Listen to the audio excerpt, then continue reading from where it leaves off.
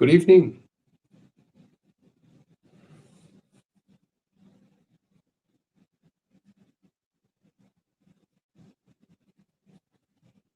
Eleven people here. Please say hi if you're in.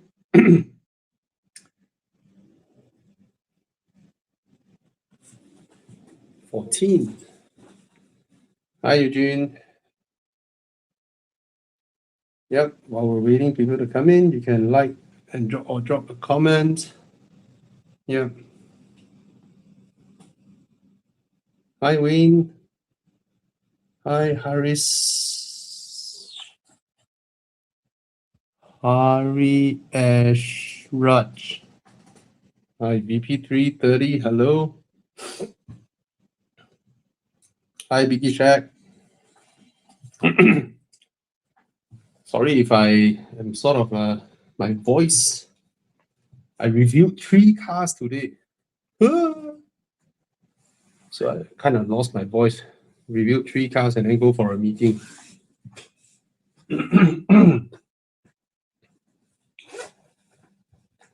Hi, Team Unity Advisory. Hi, wow, why so long one, all the name?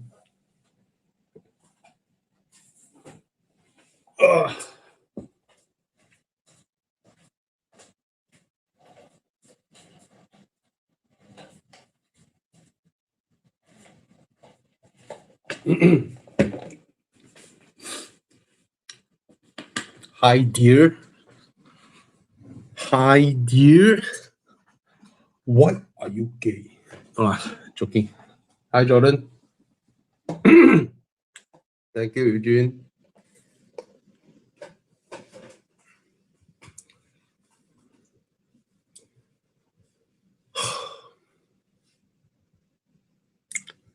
$32 people here.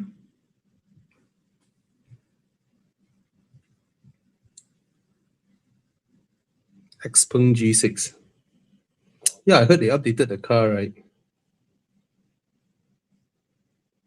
Yeah, Xpeng has great software, and I want to see the P7, man. The new P7. Okay. I'll be honest here. I don't fancy the design of the G6 because it kind of looked like a more rounded Tesla Model Y, and but I'm totally smitten by the P7, the new P7's design. I am so smitten by it. That car's design is so original, and it resembles Xpeng going into their own, and is really something. The Xpeng P7, the new one. Yeah, not this angle, Chiang. You just find their official release, second row, first photo. No, that's the old P7. Yeah, man. Look at that rear end, the way the body panel curves, and then towards the rear end is almost like the 996. Look at the third row middle photo. Chiang, third row middle photo. Yes. Oh my. Fourth row first photo also. Gorgeous. Look at that rear quarter panel, man. Just look at that. They push the whole rear panel towards. Oh my god, it's amazing. This is like some very awesome. Very, very awesome.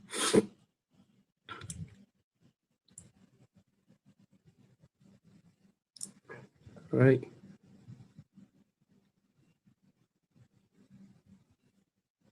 Oh, all right. Thank you. Yeah, I guess a lot of people. Okay, a lot of people got me wrong with my review of this car, right? Because I understand a lot of people jumble up everything.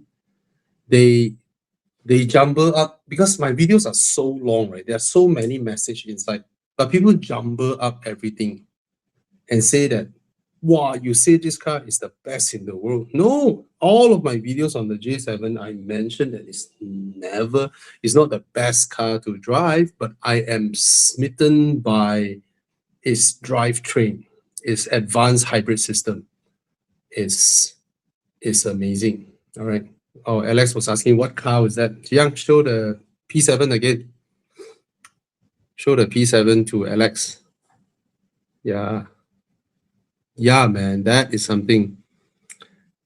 Yeah, Alex, that's the new Porsche 927.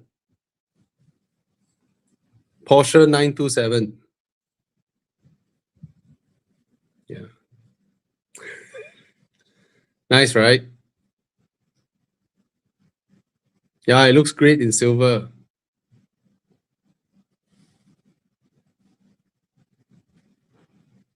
Mm. uh, thank you, Edwin. Thank you for your message. Oh, look, oh, what is that? Oh, that's the P7. Can't enlarge this image. Oh, look at the second row, third image.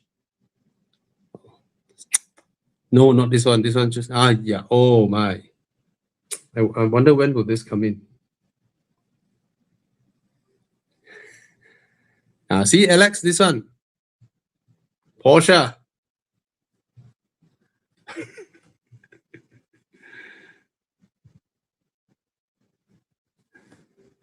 Okay, come, Jiang, come highlight some questions.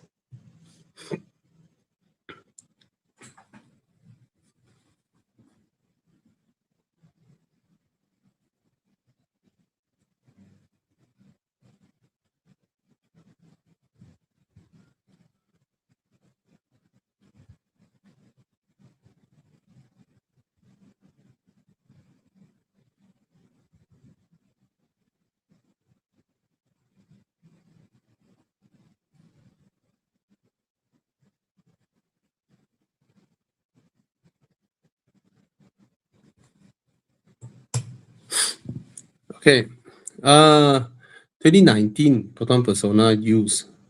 Let me know the price. I mean, these cars depreciate a lot, but 7-year-old still need 20 over thousand.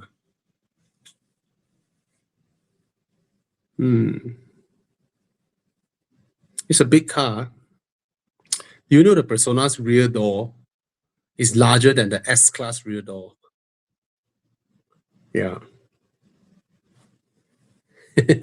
Oh, guys, 9th of May.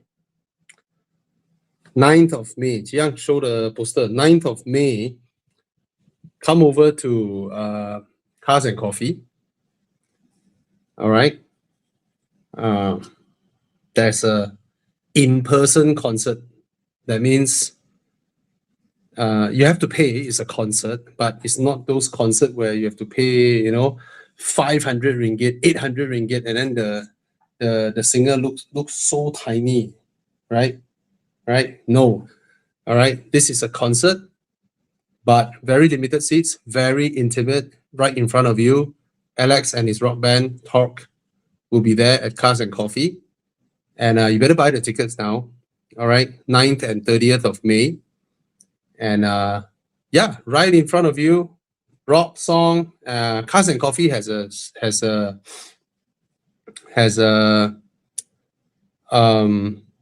bar section, so you can actually enjoy your drinks there. You can have a great night, and of course, take Grab home after that. Don't drive. Yeah. Okay. So 9th and 30th of May, our colleague Alex gonna have his concert. Yes, he's a singer. Not just a big car guy. He's a singer. He's a rock singer, and he's also our national champion, jet ski champion. A lot of stuff. He's a man of a lot of stuff. So if you want to meet us, all of us will be there. And come to Cars and Coffee, 9th of May. Buy your tickets. You get 2 drinks. Yeah, the singer is life size in front of you compared to those stadium where I don't understand those also. It's a giant big ass stadium. You park your car and then thousands of people. Maybe it's for the atmosphere. And then the singer is like this tiny, and then you have to rely on the screen, which makes it the same as watching it at home. And it costs about 1,000. So those are Yeah. Anyway, okay, let's continue. Proton Persona, is it a good buy? It's an alright car. Yep. Fuel consumption is not the best. So if you need a big car that can put your family in, I guess that's it, 20 over 1,000, you know, the car can do it. All right. And it's not too old to get a loan.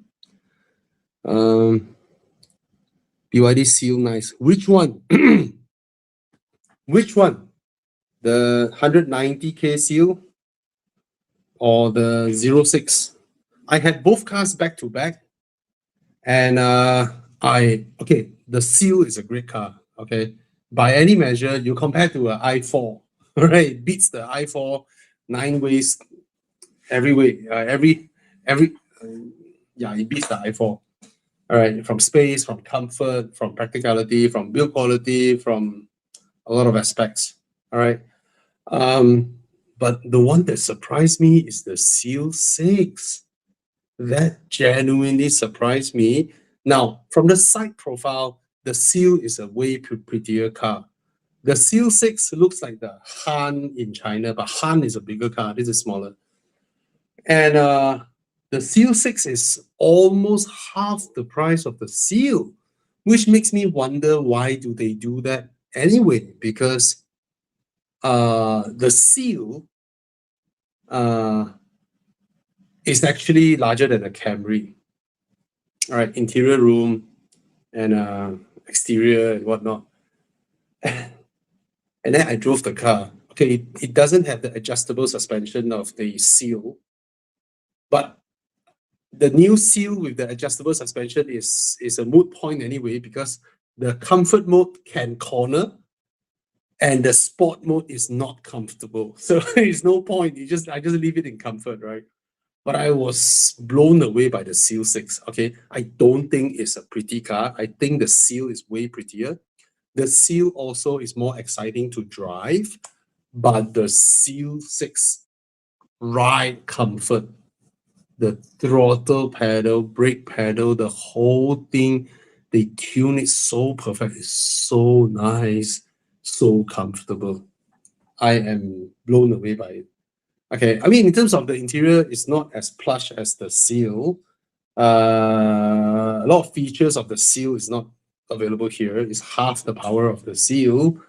The rear end is actually slightly ugly. Okay, not this angle. This angle is okay, but sideways, just the rear portion. The tail is so short, right? But if you were to let me score them, I think this will score higher in my books because of the price. Because of the price, it's almost half the price. There are no setbacks compared to the Seal in terms of what you use it daily for. I'm so blown away by this guy in terms of comfort. The suspension is straight up magic and it's more comfortable than the Seal. Yeah. Okay. What's a good wagon to buy? There are many great wagons. Just let us know your budget and you look around, and then we help you, sort of filter down. Okay. What is this? G22 BMW. Okay, M4. What is this? Okay. Which would be easier to dispose after 3 years? Don't say like that lah. Dispose, bugger. Which will be okay? I know the Z4. No need. This one. Okay. I have a suspicion it may be the M440i Cabriolet because it's rarer. So if you're selling it, you may be the 1 or 2 or 3 in the market selling. But if it were the Z4, it will take a much longer time to sell because there are so many out there. And for cars like the Z4, right, a lot of people just want to buy to pose, so they buy the 2-liter turbo, right? Yeah. Okay. So if you are asking my opinion, my understanding of the market, I believe it would be the M440i. Okay. Granted, these sort of cars, when you want to sell also take some time because of all the car buyers out there. Only this little bit of people are looking for cabriolets, and then out of that, it's split amongst the few, and then out of that, trickle down to these two, and out of these two, probably in the market wise, availability wise, is a ratio of Z4. Okay, very simple. You just billionaire. You just go to Muda or Carlis and search BMW Z4. Then you scroll. 718, of course, tons of it. But on the streets, you see more 718. Yeah, definitely. Right? Even more. But if you just, I'm comparing Z4. You see, that's how people take things out of context. Right? I'm comparing the Z4 and the M440i Cabriolet. I say there are way more Z4s than this. And then the context is switched to Bobby say a lot of Z4, but I think more 718. You get what I mean? The context. Okay, so let's silo the sentences. Let's silo them. Don't merge everything together and then feel what you think I'm saying. I was about to say this just now at the J7. You know, I was praising the hybrid drivetrain so much, but people say that. They watch my video and then they say that, oh, wow, Bobby say until the car is the best in the world. Oh, well.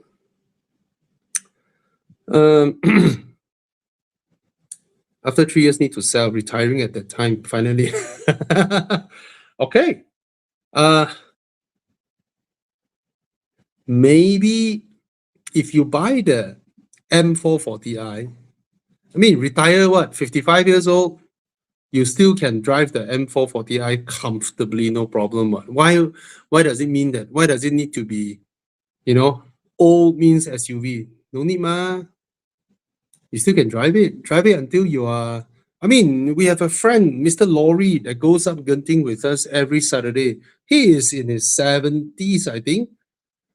He's aging closer to 70. He's still driving his convertible SL up and down every Saturday. Right. This car you can drive until you are retired, no problem. Right.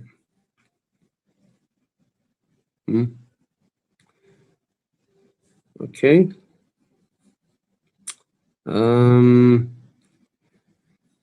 Tucson, they are practically the same car. And I'm not sure if you're a Malaysian. I'm not sure if you're Malaysian, but if you're from other countries, I think both cars are so similar. Just that I personally felt the new Hyundai Tucson's design is a little bit over designed. No, actually it looks okay. No, the Chiang, I think the Sportage has been facelifted. Go and find the facelifted Sportage. You can see. Well, you search 2026. Right, 2026 Tucson. Oh, Korean cars are over designed. Okay, it depends on which market you're from, right? I think both cars are good cars. They are some of the largest in their segments. And I personally can accept Kia's design more than Hyundai. But the recent new Hyundai designs are really not bad. Really not bad. They have something going on there. So yeah, both are great cars. You go ahead. Okay. But my personal, I don't know, Malaysians, is it? Malaysians, we have a softer spot for Kia, right? Compared to Hyundai. For what reason, I have no idea. But Malaysians seem to be more open to Kia than Hyundai's. So I'm not sure, Mr. Kaim Ansari, where you're from. If you want to use EV to do Grab, Proton X90, is it a good start? It should be the best start, right? But see where they put you, right? Because I kind of felt all EVs should be under premium because they're so comfortable, they're so spacious. Why are they not premium? I don't know whether Ermas 5 can be grouped into premium or not. I don't think that they look at the selling price, right? Which is stupid. But all EVs should be premium because they are so comfy. They are so smooth. They are so spacious, right? I went into the worst thing is you order premium and then you got a previous generation Honda Accord. You know, Honda Accords, as they get old, right? The interior starts squeaking, the suspension joints start squeaking, Mazdas as well. And all right. So yeah, a must 5. Why not? Okay, I'm gonna scroll to the latest comment. If I skip your comments, if I didn't answer, please ask again. Okay.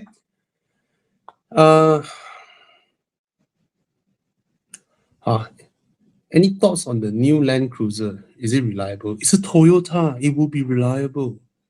Okay. It's a Toyota.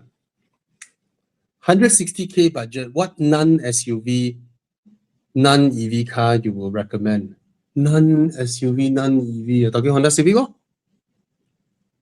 Right? If you don't want SUV, you don't want an EV, your budget is about 160,000.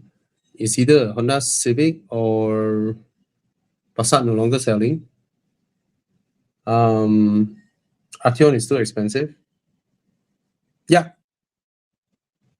Other than Honda Civic, what else is out there? Non-EV, non-SUV. Huh? Passat still around, man? Oh, what's the price? Passat Elegance.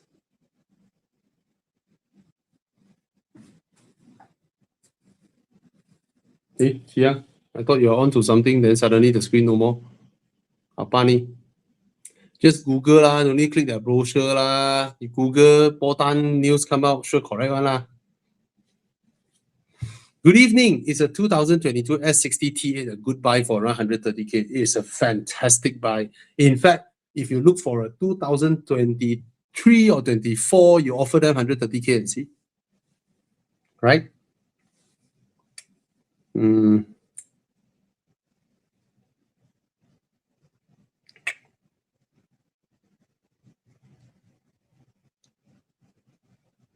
Jiang, go and find 2023 and see.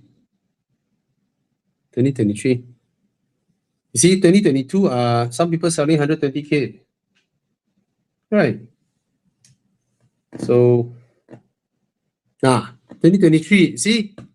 You don't have to buy 2022 at 130K. You can buy 2023 at 130K. All right. And just now the guy asking 160K, if you can accept used car, right? Tons of good stuff out there. Okay. Provided you want new lah. Okay. Hi Bobby, which cabin is more quieter, J7 or Irma 7? It's J7. Okay. Slightly only, but it's quieter. If you add in the engine regen, the engine as a generator recharging the battery, 100% the J7 because you can't hear it. Irma 7, you can hear it. Okay. 488 is the bargain now to buy with. Buy lah. So many people buying. It's a bargain now. Go buy, go buy. Congrats. First sports car, Ferrari 488. Accept my respect, please. Accept my respect. CJ Hu.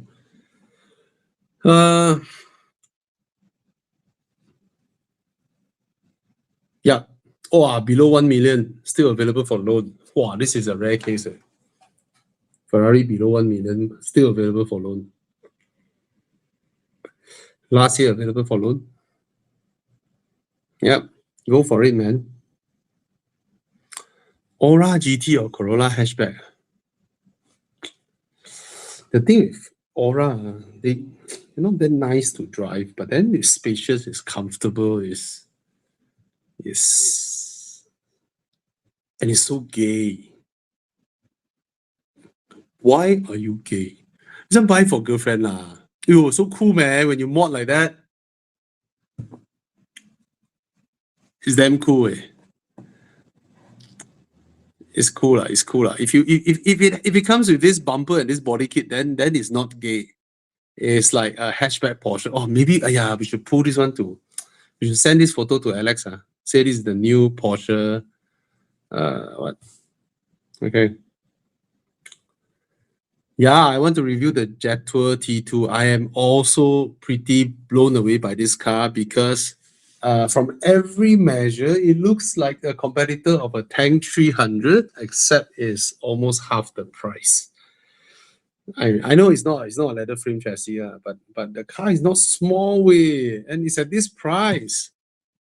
I like the way it looks. I like the looks. I think that this is a proper size. It's not like it's a freaking fucking Suzuki Jimny. Look at Suzuki Jimny is 40,000 more expensive than this.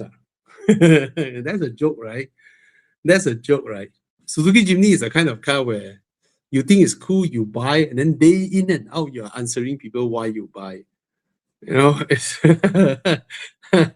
yeah, I'll get a Jetour T2. Okay, small cars have their charm. What are my thoughts on EV versus hybrid? EV is simple law, zero maintenance law, and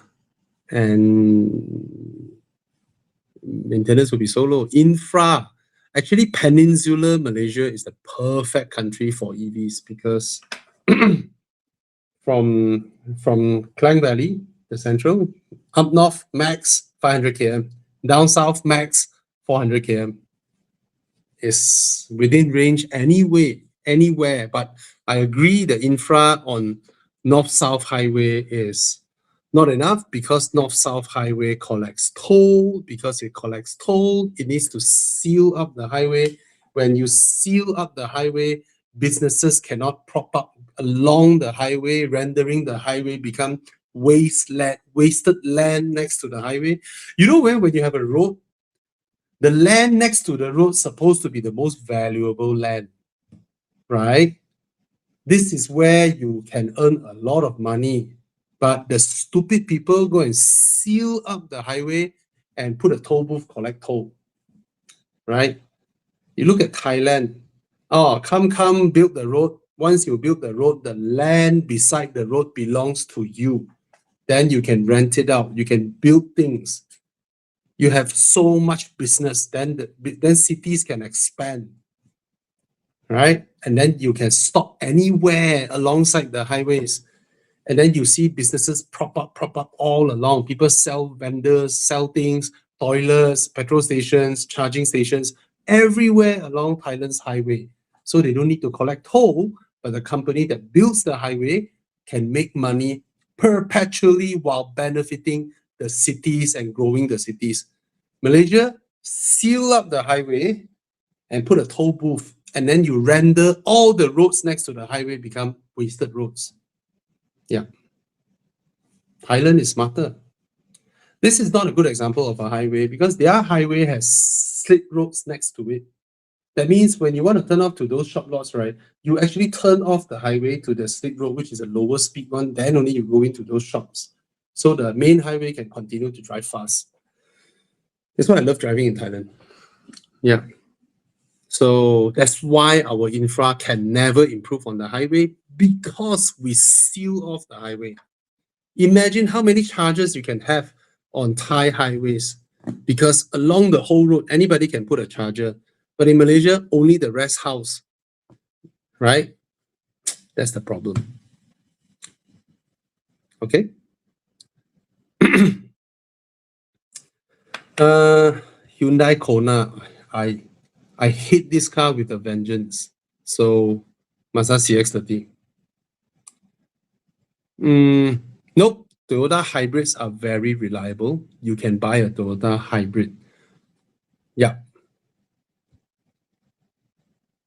Yes, it is that good. And the Sea Lion is also good. So both cars are great cars, just that I personally find the 7X slightly better than the Sea Lion. Okay, slightly okay, because I like the looks. However, it's a 5-year-old company, and recently I see, because it happens to every single brand, let alone a new brand like Zeekr. Zeekr was only formed in 2021, and they are now enjoying global success, like globally, every market they go in, they are just flying. Okay. However, what comes with this is consumer expectation versus the capacity of the company to match consumer expectation, right? So I saw a lot of online complaints on when is the OTA updates, it would be great if your software can do this. It would be great if you can do this. So for a new company like that, right, when global demand, you see, what is your immediate, your most urgent thing to solve?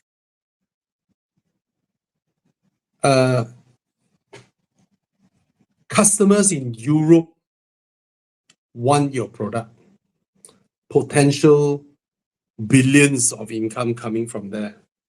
Versus customers in Southeast Asia, all add up less than 5,000.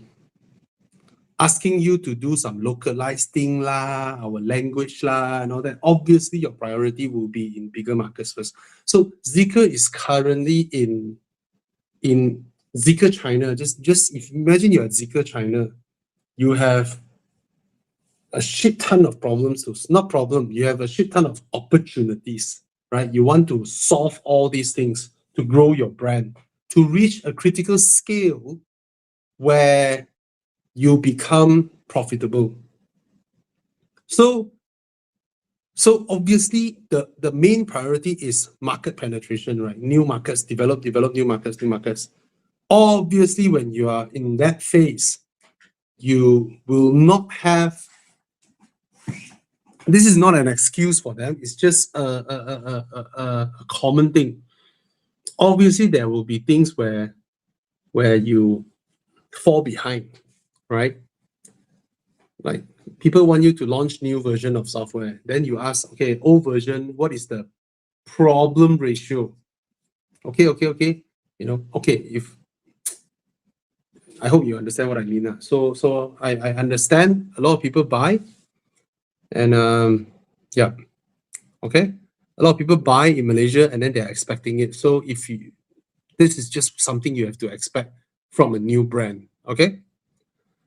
R56 JCW. I love R56 generation. Yes, it's a good car to keep and drive, but it's getting very old now, R56. So you have to take care of it. I used to be a R56 owner as well. I bought a R56 Clubman Cooper S for my wife. And I love this generation of Mini, but horrible build quality. You will sometimes find pieces of plastic in the car that you do not know where they dropped from, and you couldn't find them to clip them back. So you put them in your cup holder, and then you slowly collect them. You're like, one fine day, where does this come from? Okay, save it. You couldn't find it anywhere, then you put it there first. All right, that's what happened to me. Okay, so that's something. Oh my God, super chat from Team HSI. Thank you so much. Oh, he's already struggling to get in and out of his G20. Oh, so yeah, okay. Then can I recommend you something else? Since you are looking at the convertible, right? Have you ever looked at the E-Class convertible? Because I think that car is gorgeous. Gorgeous. You can drop the top. It's comfortable. And it don't sit that low. And the door opening is big. And I think it's an absolute gorgeous car that once you drive it, oh, and the rear seats are actually very comfortable, and you look like ringgit. And this car currently is like 200 over 1,000 if you're buying a used one. Just buy a used one. No point buying a new. Right? If you're going to use it for 3 years, just buy a used one. Oh, no need to buy a very recent one. No need. You don't have to. In fact, you can buy the pre-facelift version, which I think is way prettier than the facelift version. Of course, if your budget is very high, then you can look at S-Class coupes. Oh, look at the pre-facelift version, man. That is such a beautiful car. The facelift ruins it. Facelift.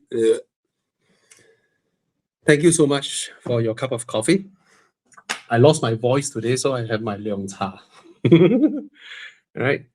Bobby, IS300 or Crown Sport? Crown Sport obviously will have more comfortable ingress egress space, I presume. It looks cooler though compared to the IS300. But I heard it's hybrid, right? It's not a 2-liter turbo, right? I heard the hatchback Puro Sangue looking Crown Sport only comes in hybrid. Get this one, this is rarer. Oh, this is rarer. Yeah. Okay.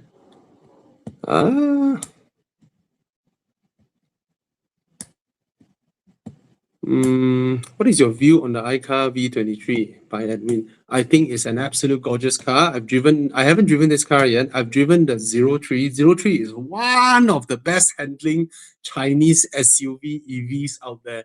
To my surprise, it doesn't look like a sporty SUV, but it handles like one, and it's so nice to drive. And I personally prefer the design of the V23. But I heard from iCar salesman that the V23 doesn't corner as well as the 03 because of the raised ride height. But if you can accept that the way it drives, because I presume it won't be as bad as what the salesman told me, because he personally likes the 03. But I prefer the V23's design. I think it's one of the... Don't you guys think that Chinese brands are nailing their designs now? Very original, very nice, and just they're nailing their designs, man. They're providing so much flavor to the market. So much flavor, right? And yeah, buy 140K, same price. And is it 100? It's the same price, right? Both cars are same price, right? Did I got it wrong or different? Or is it more expensive? Is it? Yeah, same price.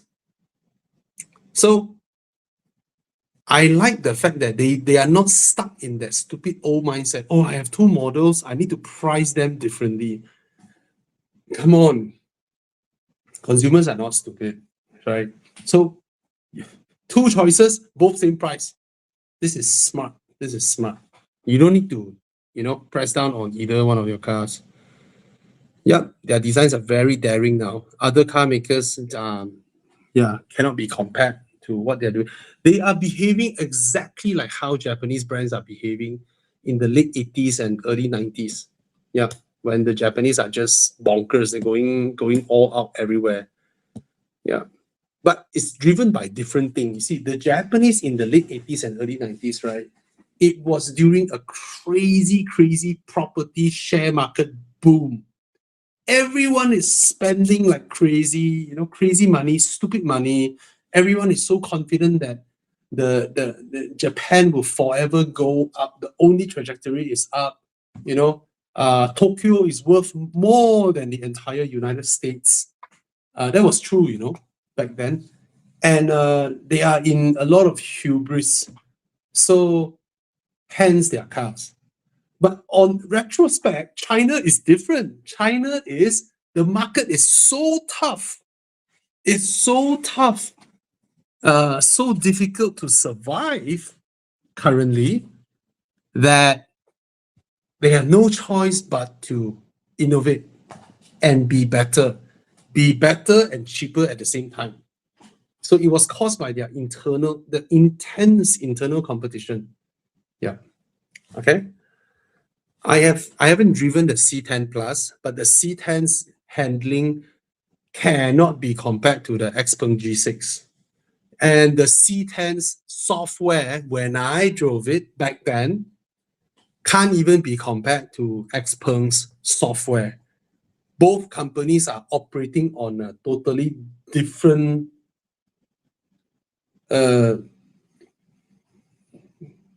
different processor, almost, different processor. It's like Xpeng is as well developed as, I wouldn't say Tesla, but or BYD or whatnot. They are one of the main players in China, and and they actually focus a lot on their software. They are very mature in that sense.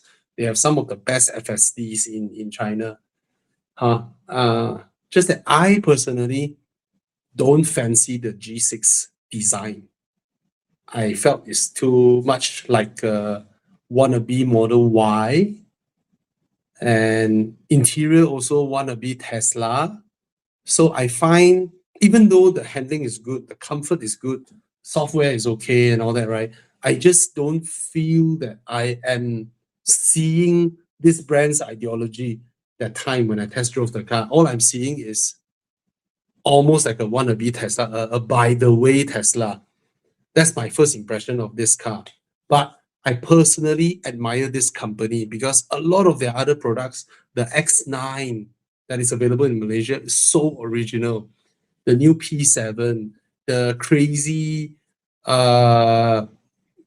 stuff they are doing in China, the drone car, flying car thing in China.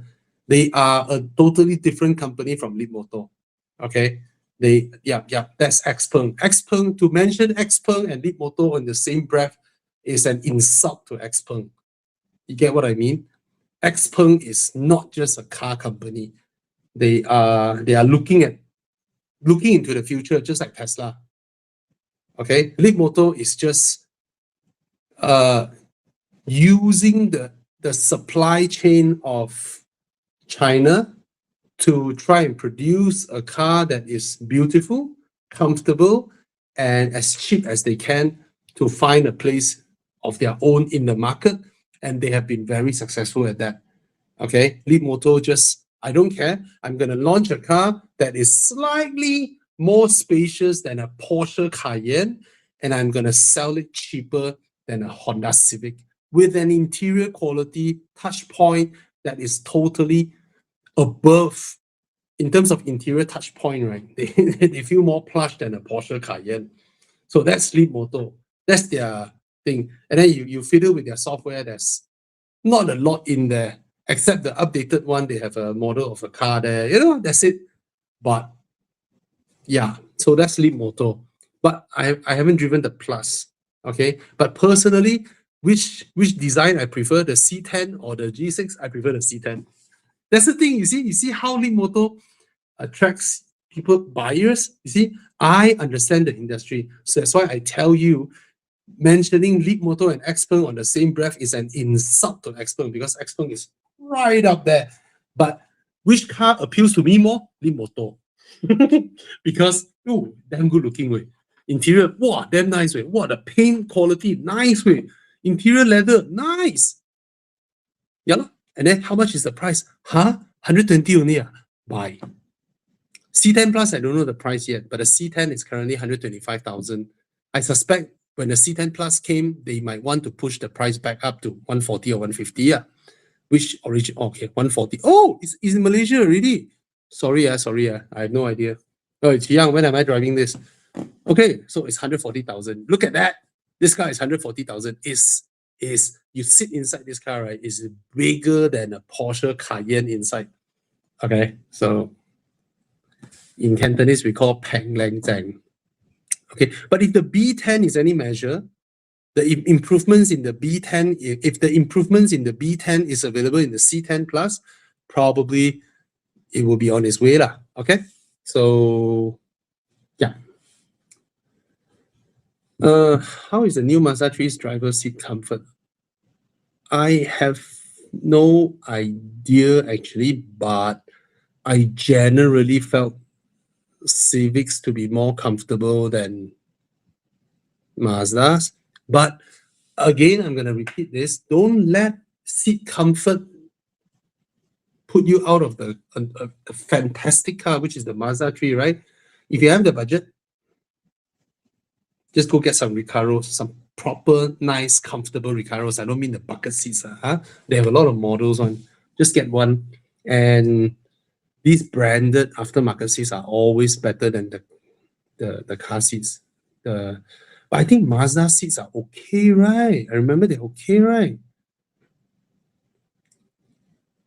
I think Mazda seats are good because they are very focused on how you sit in the car and all that one.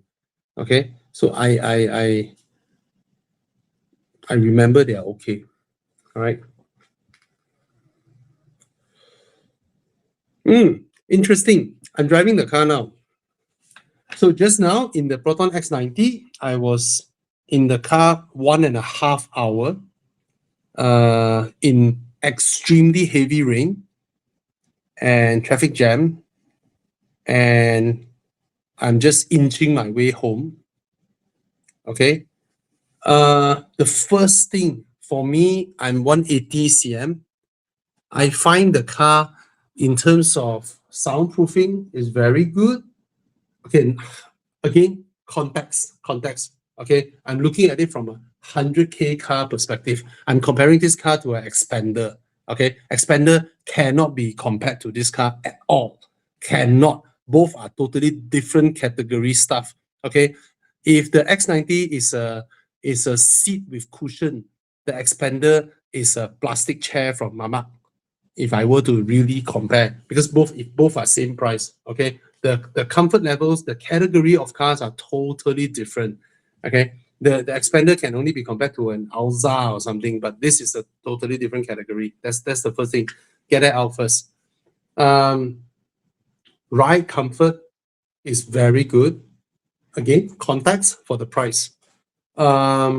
Sitting position is, to me, a weak point. Okay, because this car, the way it positioned the pedals and the seat, right, they made it possible for a very tiny auntie. Okay, let's say there's an auntie that's only 5 feet. She's only 5 feet tall, right? She can operate this car.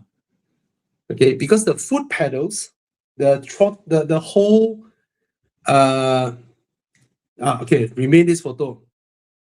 Look at the footrest. Okay, if I were to describe this as a, imagine you open the door, you stand outside the door, and then you look at the dashboard sideways. Okay, if you look at the dashboard sideways, let's say this is the dashboard. This is the dashboard, and below here is your throttle pedal, brake pedal, your footrest. Okay, this car, right? It was designed for short ladies to drive, so all these pedals are very outward. Okay, it's very outward. So someone like me, Chiang, I think by here you should zoom me up, right? I shouldn't be that small, right? I think for people to see me. Yeah. Hi, Tana. Yeah. So Hi, if this Bobby. is your dashboard, if this is the side view of your dashboard, okay, your steering wheel is here. Okay, your seats are here. And this is the throttle pedal, the brake pedal, the footrest.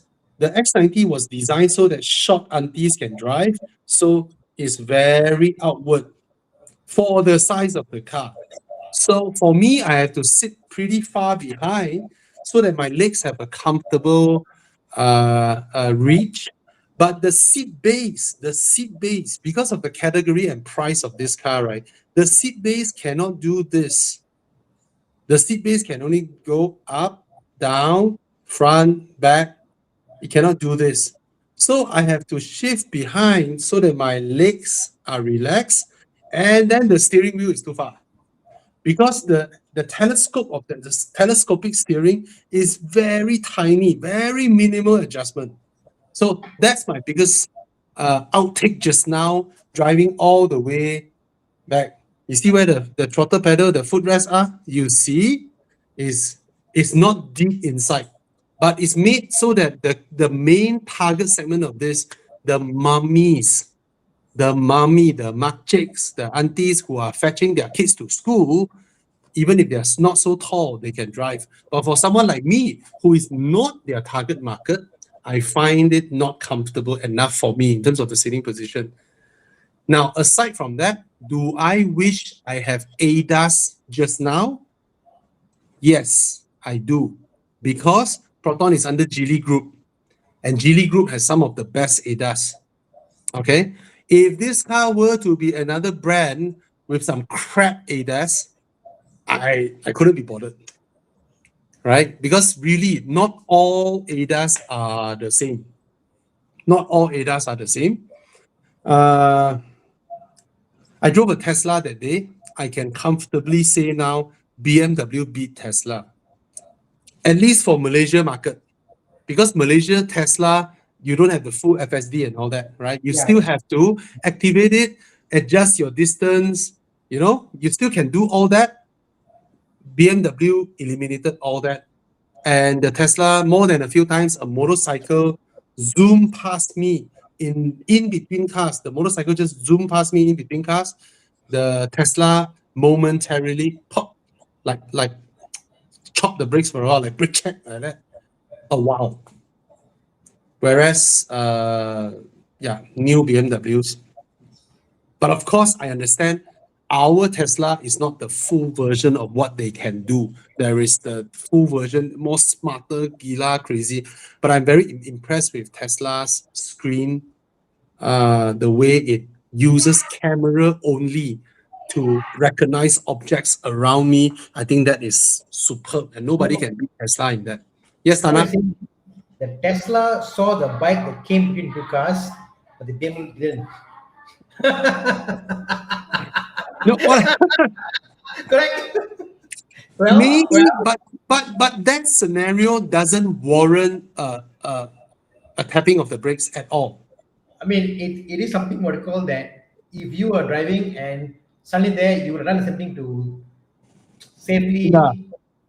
But Mm. the BMW, the new ones, all the newest version, I've dealt with people cutting in and all that, right? It's brilliant. It's so Yeah. good. Mm. I am genuinely impressed by that. Uh, even though BMW don't like me. Really? No lah. They like you what? No lah. No lah. They don't let me test drive new cars on now. What happened? No. They will only let me test drive really old cars. They don't even invite me to launches anymore. No, they I think they invite you Or maybe what? you get they like I you mean, I think they send to the general one. I think I go No, they tournament like you, they like con. already. Yeah. Yeah. You bring me Fine. along, then they ban you. Okay. Set. Well, I know. So That's the Horizon invite, right? They only send to you and con. really. Yeah. Chris there. No? Is it? Maybe Chris also. Okay, I check. The only thing Chiang the came what? Chiang when? Chiang never Chian called you. Chian don't like me. Chiang don't like you. Okay, maybe I'm wrong. But the only thing I criticize them is their long screen graphics. Yeah. I mean, what else said and done? There are things they got right, very right, the hard right handling, the drive, and things they got wrong, So I mean, BMWs. Yeah, I mean, everybody knows I love BMW. yeah. Yeah, man. Yeah. I mean, who doesn't love BMW? Actually, I got a point, Mabi. I think everybody, even a non-BMW guy, loves the BMW. And then the only thing they might have a thing like, oh, BMW is scary, lah, workshop. Then they drive their Mercedes and like, actually, Mercedes is also quite good. Then they like, The thing is now, right? People don't understand this. A lot of us criticize how ugly BMWs are yeah, because we love BMW, yeah, correct. right? And somehow every BMW is able to do this. They make it so ugly on first sight, and then slowly you accept it.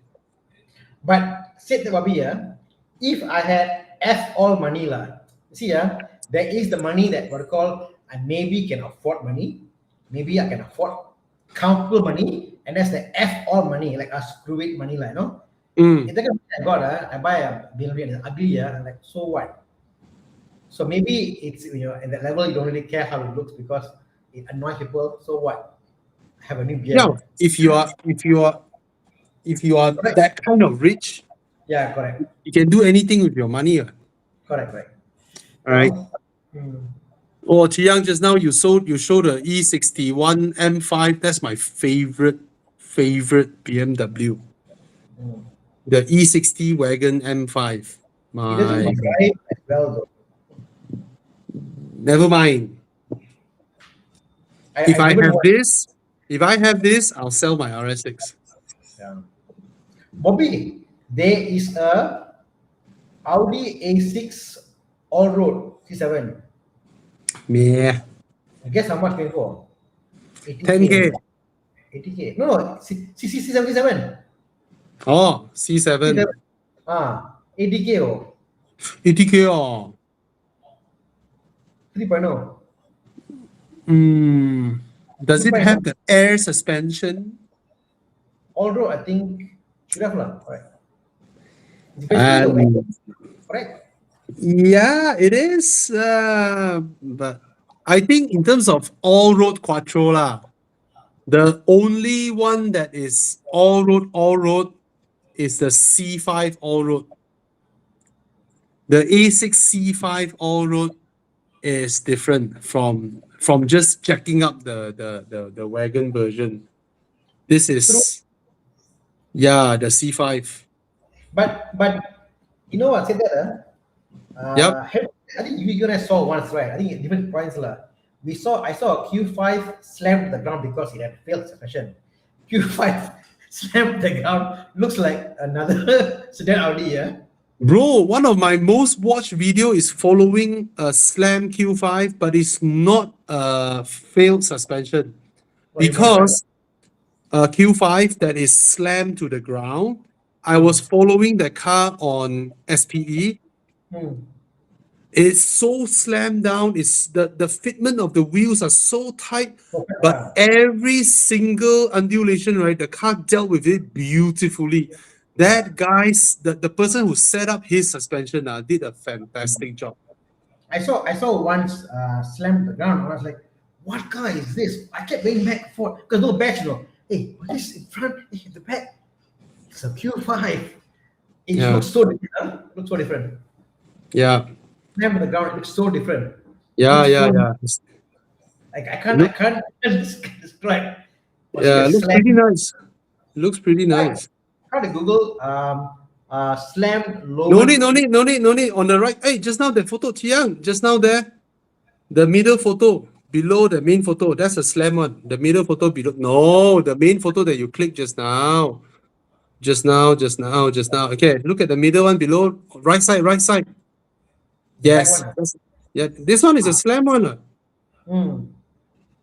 It's good, huh? Looks good. This bargain, Bobby, this one over. Yeah, this one covering the top of the wheels. Yeah. You know, Q5 now, early 2012, is going like about 20K today. No? Yeah. And the only issue with the car, this is the thing, the only issue with the car, the engine goes kaboom because the 2011, 2013 models, they had pistoning failures. So the old EA 888, right? Yeah, it's bad. But I did one from a customer of mine. This is the perfect world now. Audi X hybrid are going for dirt cheap as scrap cars. Dirt cheap. But the engine is so underutilized. So you take this engine, which is the underutilized, and put to the Q5, perfect match. Oh well. Well, some projects for you. Okay. This one, Tana can help you. You inherited your grandpa's 2002 Ti. Go look for Tana. Tana has a workshop. Plus performance. Go look for him. He does a lot of this kind of work. Okay. Go look for Tana. Tana will be able to help you. Yeah, please. Okay. I would love to see this car, man. Yeah. GLC 43 AMG versus Porsche Macan. Which one you all prefer? Handling, definitely the Porsche, but practicality, I would say the GLC wins. And in terms of sorry? Correct. Yeah, and comfort for your family sitting behind the GLC as well. And in terms of engine, I think we much prefer the 3-liter Mercedes engine over the 2-liter Porsche engine. Right. If with my own money I'm buying, and it's probably one of my top first or second car to use, I will get GLC 43, better engine. The Macan 2.0 is nice. I won't go for the S. Yeah, the S is. Yeah. It's fun heavy for me. When you drive the car, that's a dart in. Yeah. I don't like the way it handles. Yeah. Yeah. There's a question on the CX5. Chia, yes, click on that. The CX5 past the current window. I can't scroll up. This one. Yeah, correct. So I think we spoke about a lot about this. Everybody, all of us loves the CX5 2.5. Driver's car definitely CX5 lah. Cannot fight. Yeah, yeah. Handling wise, the CX5 wins. Practicality, size wise, nobody beats the CRV except the Sportage. Okay. Sportage is just as big as the CRV and handles better than the CRV, but the steering is not as nice as the Mazda. Rear seats, the Sportage beats everybody in terms of rear seat comfort. Okay. I was talking. I remember you posted the. I think you posted something about how prices have gone down. One guy was posting that Santa Fe diesel, he lost 50% of the value in the last 3 months because of the diesel thing. Mad. I want to stress this again. At the end of the day, right, the thing that is troubling you all diesel owners, right, is wow, diesel price so high, diesel price so high. What that means is money, right? So if you convert that money, why are you willing to dispose your car and lose so much money? Yeah. Why? Right? That being said, you see now US and Israel want to attack Iran again. They are gearing up for attack. So what if RON 95, 3 months or 6 months down the road, RON 95 is 5 ringgit. That means the cheapest fuel you can pump now, government already cannot help it because government also cannot secure enough petrol, and we have a petrol crisis, and even the cheapest RON 95 becomes 5 ringgit. By then, is the 6 ringgit or 7 ringgit diesel that big of an issue? By then, and everyone say, okay, everyone go to EV, and then not enough chargers, and then TNB raise your EV charging rates. So what I mean is, I know it's painful from 3 ringgit to 6 ringgit plus or near 7 ringgit, but it's a temporary mental block because there's nothing we can do. Yeah. And the best part is when you compare the benefits you get from 95 to 97, you're paying double the price. The benefits you get, right, out of this, right, is probably 25% better performance or smoother engine. Depend on car. I know, but that's the I'm talking about cars that can take both fuels. Okay, don't talk about cars that only take 97.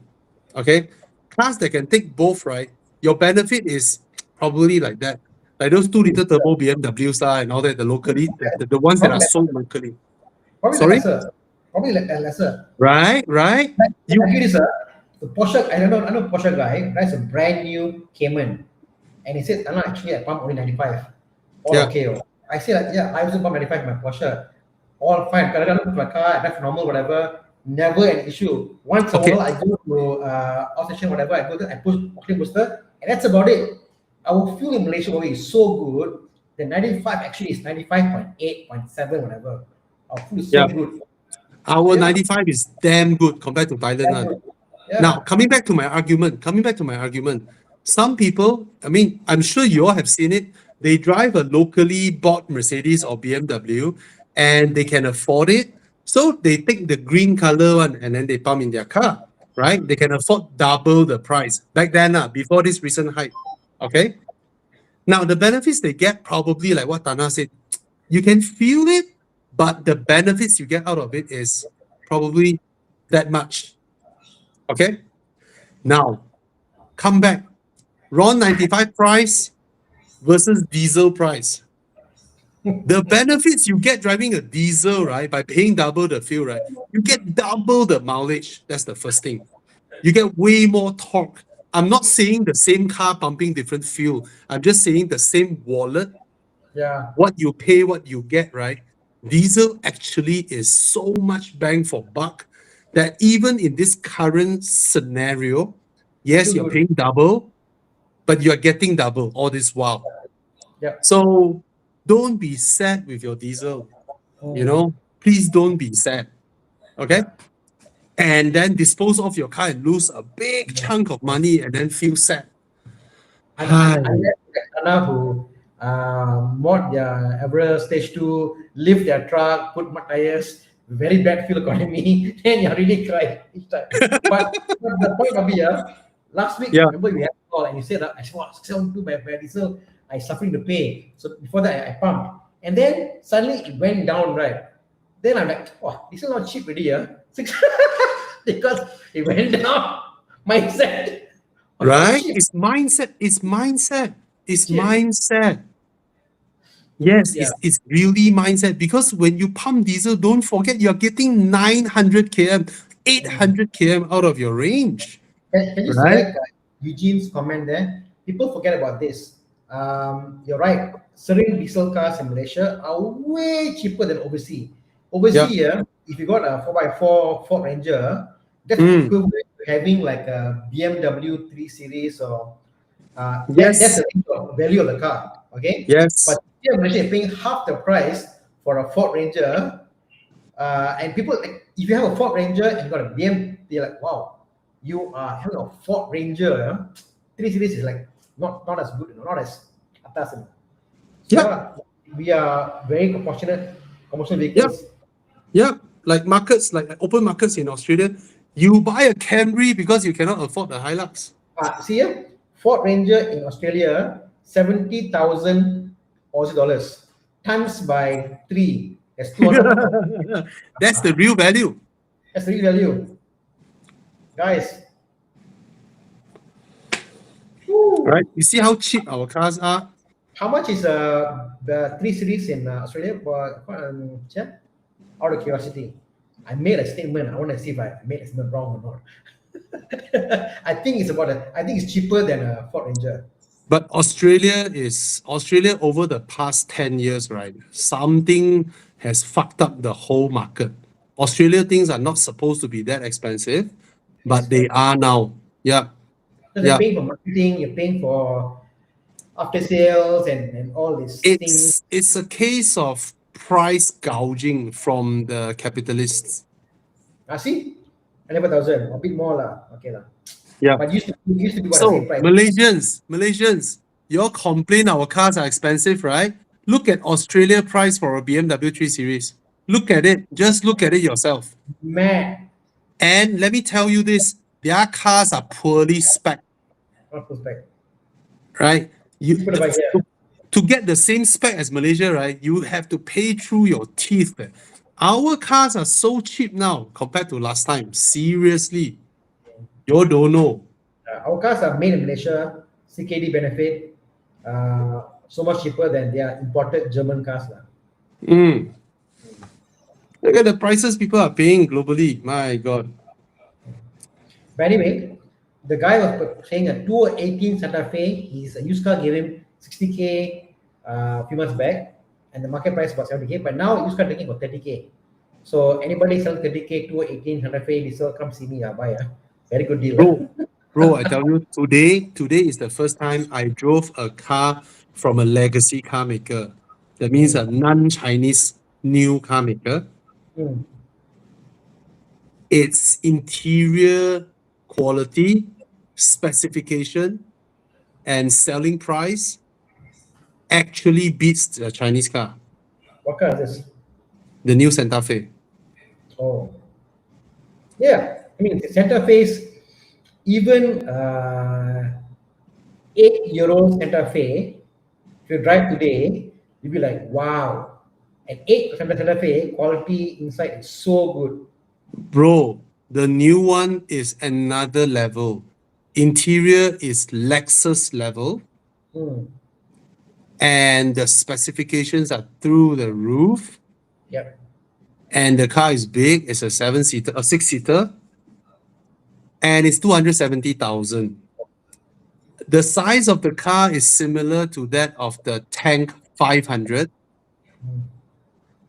And specs are similar. Maybe the Hyundai has more specs in terms of equipment and all that. And it's cheaper than the Tank 500. Yeah. It's genuinely nice. The only thing it loses out a bit is the wheels are 21-inch, so Wow. it sends in a lot of the road feel. But it's definitely the type where we can accept if we are used to European cars. But I am impressed with this car. I am impressed. I drove the 2.5 turbo. Yeah. Not bad. You see, Kendrick has got 207. diesel. Sorry? Kendrick, in our section there, you are saying how it's gone back diesel. This is when we went up. You were saying about how we take out, pop up the tires, take out the extra weight, and yes, it does help with fuel economy. He confirmed. Kendrick owns a BMW T2. This car is beautiful, I know. See, taking things out of the boot does help with fuel economy. Exactly. So many people leave so much rubbish in your car. You didn't realize you're carrying 40, 50 kg of dead weight around for no reason. You're fetching qiyang in your car every day, for no reason. No reason. Or maybe a Tana is just sitting inside your car. Hey, what are you doing here, Tana? No, just using your fuel. Simply. Oh, Tana, I met the guy who bought your Boxster today. Oh, okay. From what home is this? The Makeover guys, San Yan. Makeover guys, correct? Yeah, correct. Yeah. Yep. He's a legend. Yeah, he's got an old classic Porsche. So I heard of him during college time. Mm. He was a student in one academy. Mm. Apparently, during that time, he is famous not just in one academy, but across different campus, Lim Kok Wing. People also know him. Mm. And other design colleges or unis. His name, he is the kind of genius student where his projects goes way beyond even the capabilities of their lecturers. Studying multimedia and all that. So that era, 25 years ago. Mm. So he's a very smart person. Smart Yeah. guy. All the guys buy smart cars. For the car. Yeah. Yeah. And okay, C9 PHEV plan to replace my 7-year-old RX 300. Okay, first of all, Lexus is Lexus. Okay? Everybody else is everybody else. Okay? The scary thing being a Lexus owner is that you have experienced 7 years of absolute no fucks given to whether the car will have anything popping up or not. Okay? Because it's a Lexus. So, in terms of a price value proposition, nothing much beats the C9 PHEV now for 200,000, 600 over horsepower, 900 Newton meters of torque, and a beautiful design, nice interior quality, yada, yada, yada, so on and so forth.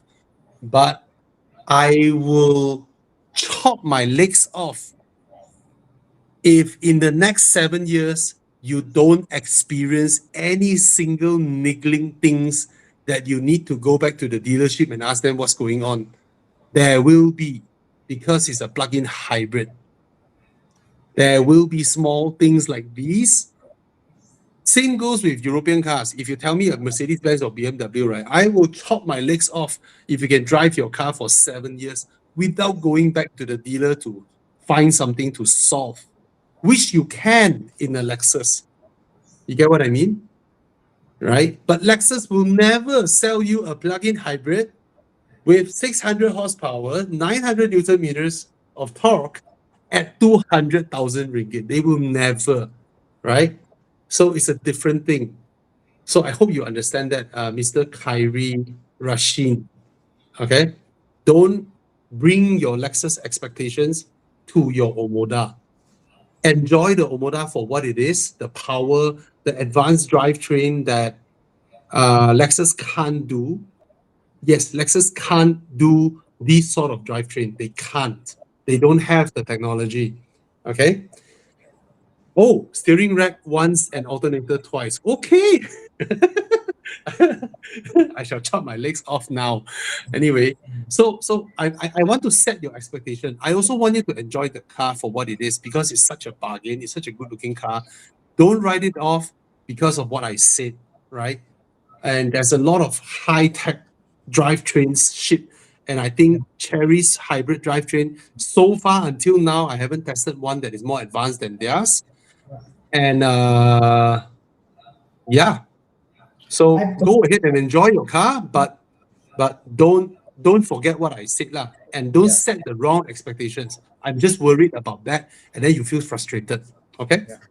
I think that 2010 and prior Lexus are pretty bulletproof and quite cheap to maintain and stuff. The newer Lexus are getting more expensive in parts, and it's like, oh, it's okay lah. I own Lexus. I have the mentality is already there to repair them. The owners are well, and because the owners don't sell as often, they can afford to change. So that's the thing. But yeah, I also seen Lexus prices are not cheap. You know. Oh, can I put this one? Can you pull the trigger on another 1.2S? We have to celebrate this. Congrats, Wayne. Yep. Grand Porsche certificate. Likely we have this really from other DB9, J86. Oh, next one. Collect 2,000 kilometers back home. How is that 2,000 km back home? He is in US. He's a Malaysian who's staying in US. Oh, okay. So for US is nothing. 2,000 km. You know, my friend, my friend, Jack Barrow. He's like, oh, I need to leave home at 9. I have a lunch appointment. It's a 3.5 hour drive to meet a friend to have lunch. After lunch, drive 3.5 hour back. A special friend lah, not always ma. No, when you stay in a big country, your perception of distance, whether what is far and what is near, totally change when you stay in a big country. I understand, but he also won't be doing that every day lah. Okay, I'll give you an example. My uncle and my auntie was divorced last time, and then the auntie would send her daughter to the uncle every weekend. One way is 8 hours. Wow. And then she drive back after she dropped her. Wow. It's US, right? It's US. So now they're back together? No. You say what's divorce? I assume now they got back together. No. I mean that was what it was lah. It's like if I was there, we were so far together, we were divorced because too far apart. Let's come together, maybe. Bro, you see, what I do daily is what Singaporeans are only willing to do when there's a holiday. Fair enough. Right? Because their country is so tiny. Huh? You stay so far. Need 40 minutes. Oh my God. So fast, yeah. Right? But if I send my kids and drive home every day, I spend 4 hours plus on the road, right? They are only willing to do that kind of journey during a holiday. Yeah. So Wayne was saying here, car only has 15,000 miles over 8 years of ownership. I single-handedly add 10% of the mileage after taking delivery. I got a similar experience. Wayne, look at this. My NS6 for Kobe here. Yeah. But the car, it was 27,000 kilometers. Okay. It's now sitting at 36,000 kilometers. Which car? The Porsche. Your 911. Yes. 27,000 km. Yes, original claim. I got all the record, whatever. Confiscated. Okay, engine is perfect lah. Anyway, so although it's low mileage, I put through it and it was sitting for like 20 years. It went to 27,000 kilometers. Then I single-handedly over a year plus added, but 40%. Bro, and you got it cheaper than mine. I think so. Fucker. Sorry, Bobby. I spent really something else. Confirm, like, no? Confirm mine is nothing much like spend, like, no? So lucky. Yeah, it was a good buy. For those who don't know, we both have the same car. 996.2 C4S convertible. You know, I was talking to somebody and I'm talking about my car and they say like, wow, this car is rare, you know. I think Malaysia only got 5, you know. I see, yeah, but I know people already got this car. Apparently, this car is quite rare for me in Malaysia. It's quite rare, right? Quite rare. I think only about 5 according to him. Only 5 in Malaysia. C4 normal convertible. But C4S convertible, non-turbo, whatever, is only about very, very few. Very rare. Okay. Okay. Come, let's help this guy here. Looking for a SUV EV like J7 for my dad, 70s, around RM 200,000. Ease of ingress and egress, and a UI that isn't too distracting, which has the better ADAS safety, good interior, so my dad could enjoy. Get the Proton. Proton ADAS is slightly better than the J7 ADAS. Geely Group ADAS is better than Chery Group ADAS. Okay, but in terms of ease of ingress and egress, I would think that the J7 is better, especially the rear. The rear doors open 90 degrees in the J7. And the J7 is one of those rare cars where the rear doors are bigger than the front door. Right? So the ingress and egress behind is very easy. But I'm not sure if your 70-year-old father would. Okay. Again, let's put it this way. In terms of emergency braking and all that, right? J7 have no issue, no problem at all. It's just that in terms of following the car in front, adjusting the distance and all that, right? That part, J7, they don't let you touch the steering wheel. They don't let you pull the steering wheel as much. You just follow the car and do what it does. Okay. So actually J7 also okay lah. Ermas also okay lah. Ermas PF. Okay. But drivetrain smoothness, all that wise, I would say the J7 is superior lah. Okay. Comfort also slightly better. Okay. And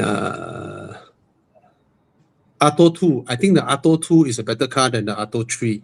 It shows maturity in product design, software, interior execution, and hence results in a car that is better but cheaper.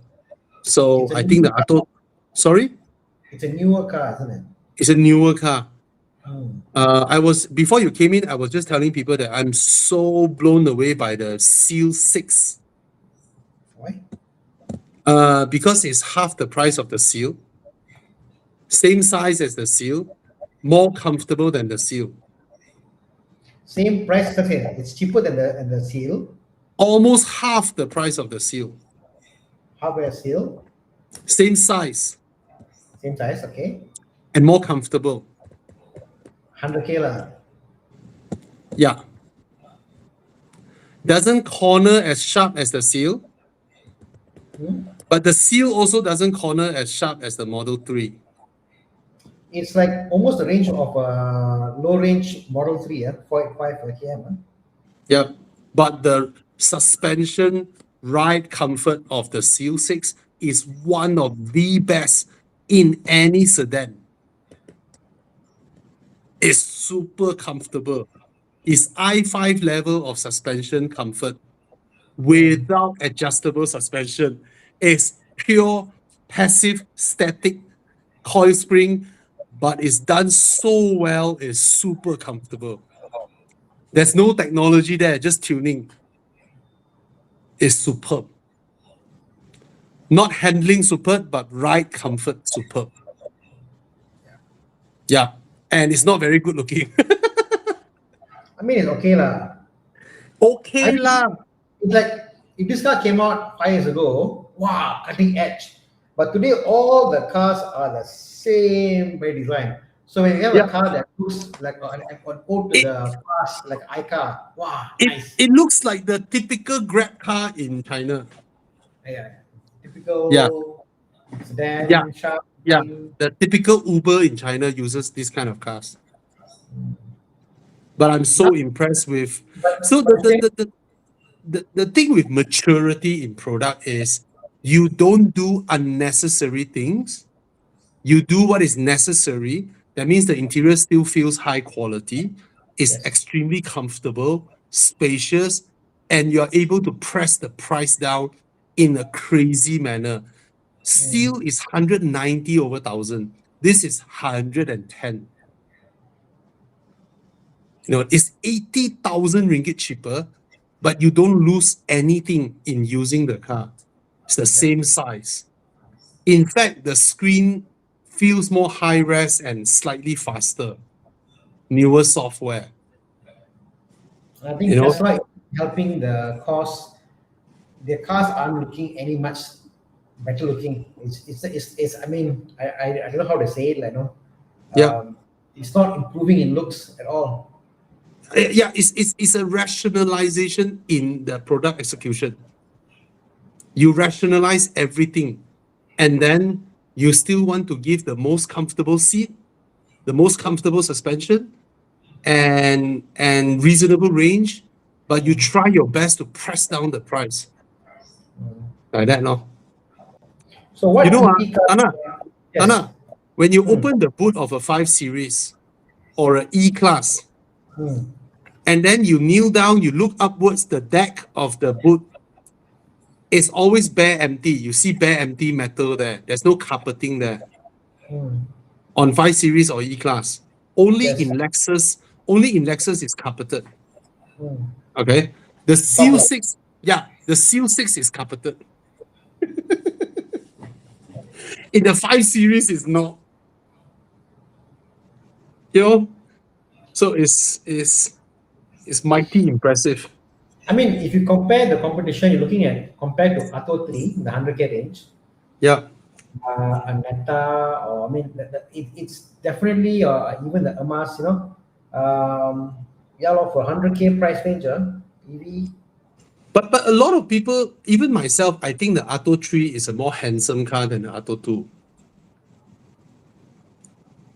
Just that the interior of the Atto 3 has a lot of unnecessary stories to tell that adds to cost, complexity in fit and finish that is unnecessary. Mm, So there's a lot of plastic pieces that don't match in terms of the seams and all that, just to achieve what they dream of. Oh, I want the little guitar thing, which is fun, but the Atto 2 is again, just like the Seal 6, a rationalization in their product execution that makes it so effective. That car, has just enough, just the same amount of room as the Atto 3, and is very comfortable and is well fitted together, and they're able to sell it cheaper, which I suspect in China the Atto 3 will be even cheaper. It should be somewhere around 70,000 ringgit or 60,000 ringgit, But Malaysia, they're not allowed to sell at that price. mm. Okay. But it is the cheapest. Sorry, it's the only sedan EV in the 100K range. You mean the Seal 6? Yes, I think so. they are the only EV in the 100K range in Malaysia. So, but if you ask me, would I buy the Seal 6 or the Leapmotor B10? Deep motor B10, okay? The Seal 6 is more comfortable than the B10. But I would buy the B10 because the B10 looks lifestyle. The Seal 6 looks like that's all I can afford. But the B10 is good looking, is stylish, you know? So I will go for the more inferior product, the slightly inferior product in terms of ride comfort, even though the B10 is still very comfortable. Mm. But for the same price, I will go for the B10, which is pretty handsome, to be honest. That car, interior, exterior, and all that. All right. Yeah, I Okay. feel it's more one off. Like it looks unique. It looks its own car. Oh. So Kyrie Rashin said that he actually was planning to replace with the RX 350, but he got disappointed with the cost-cutting interior. And there's not much of that. That's how Lexus or Toyota manage to be so reliable. They do not want to try new things. They continue to use old proven things or parts that no longer has any flaws to be exploited, so that they can give you the most reliable experience. But on the downside is that buying them feels old. They feel old tech. That's the problem. Okay.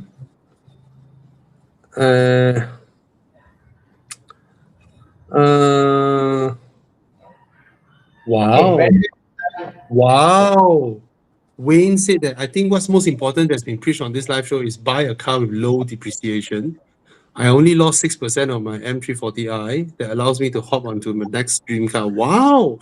Maybe the pricing in US is different, but Malaysia, the M340i prices. Boom. because you know, Bobby, Yeah. too many in Malaysia. Sorry? Too many in Malaysia. But he's from US, so I'm sure they sell more. I think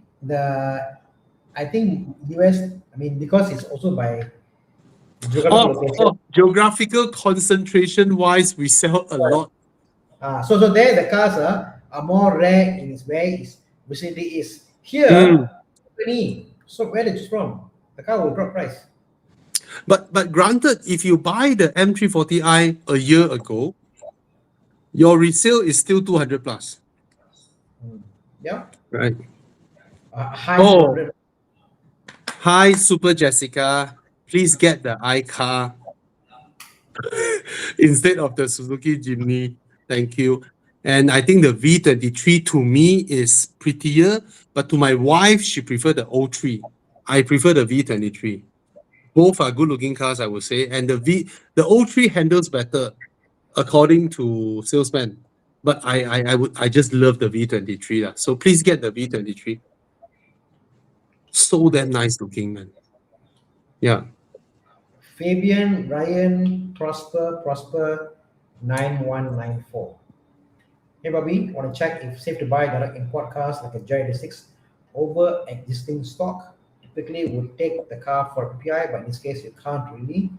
Any recommendation? Why you want to direct import a GR86 when there are so many GR86 in Malaysia that are so cheap? So the thing is, if you put your own GR86 over there, it's based on the offer price. You might save a little bit, or you might be able to pick your own spec. Some come with certain rims or comes with something whatever. But in honesty, for me, the waiting period and all that stuff, just buy what is here. There's so much. No point at all. Just buy one in Malaysia. There are so many to choose from, and prices have collapsed. Do you know that if you bought a brand new GR86 from Toyota 2 years ago, you would have already lost 100,000 ringgit. 2 years. Toyota sports car. Sorry? How much the price now? GR86 205, is it? 205. No. Let's talk about 2022 lah. GR86 Cannot compare lah. Cannot compare the way lah. Bro, 2022 is 4 years. Yeah, I mean, you compare last year, no lah. You buy last year. No, not last year. I say a 2-year-old. Let's say 2023, late 2023 or 2024. Okay. This is my question. How can a GR be 120 and a GT is still it's not 100, but it is still not cheap lah. You know? The GT cannot sell? Yeah, but GT can sell lah. I mean, it's mad. I saw a guy the other day came to me and said, Tana, I bought a GT. I said, why not buy a GR? No lah, I prefer, you were saying about the manual handling, this and that. He prefers, but I said GR is a better car. So, and you can get loan on the GR. But I don't get it. If you look at the price over here, a 2015 212 GT, selling Yeah, for 80,000 ringgit. I don't yeah. understand. You can buy a way newer car, a GR, which is a better car, for not much more. Yes. So if you want a GR86, just buy the cheapest one out there that has reasonable condition, because these are the kind of cars that are reliable, first of all. Secondly, you will modify the car. You will tinker with it, you will do things with it. It only makes sense for you to buy one that is half the price of the brand new one, and you can go and drift it, you can go do silly stuff with it, buy the cheapest one, and you will enjoy the car fully instead of spending time cherishing it because you paid too much money for it. It's absolute value now, the GR86 at But 120,000. I wouldn't but even buy the B10. I will buy a GR86 over a Seal 6. but why is the GT86 also about the same price? People are Because buying it, right? I don't know, but I don't know. I don't think they can sell. I don't think they can sell. Price lah. Yeah. Yeah, I don't think they can sell. If you really want to sell a GT86, you have to drop it way further, right? You see, there are so many that's going into the 70K range now. No, they go, 70K for go, GT86. go up. There's more, 120, a lot, 120. Remaining recon stocks that cannot move. Oh my God. You are referring to those recon dealer that has some stock still sitting in there, right? They claim Going for TRD. 140K. They said TRD and all that stuff. But I don't Yeah. understand. These are stocks that are stuck.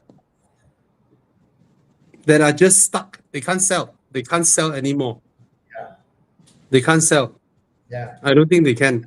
I mean, I don't see anywhere the GT is a better car than the GR. Nothing is better than the GR. Nothing, right, Nothing. GR. Nothing. Yeah. Nothing. So the GR is a much, much, much better car from space, from practicality, from comfort, blah, blah, blah, blah, blah. Hey Bobby, in one of the videos you mentioned Chinese company put in the car seat. Neo Yeah. NIO ES9. Really here. Yeah. I saw that the little footrest that comes out from the seat, the front seat back for you to put your feet. It has a massager inside. Well, Chinese cars. Oh yeah, I was talking about the Hyundai Santa Fe today, right? Bro, above the glove box, there is a antibacterial UV cleaner for your phone in the Santa Fe. I know it answered nobody's questions, but it's there. You know? So, ultraviolet, right? I'm so Huh? scared of it. I'm so scared of it. All the as a car guy who works on his own car, I'm so scared of things that can go wrong in a car nowadays. The things that are adding in from the door handle to whatever, I'm just so scared. Can you imagine 20 years down the road? Yeah. Oh my And then God. in a Porsche 911 meet, and then someone asks you, Tana, why didn't you spec the foot massage in your footwell? When you do cruise control, you can put your feet there and massage, right? It's so nice. And then you ask another Porsche guy, hey, why you don't have ultraviolet antibacterial phone cleaner in your glove box in your Porsche 911? My God, your Porsche got no fridge, ah? Like I don't get the guys who do the chrono clock and all that. They upgrade to it.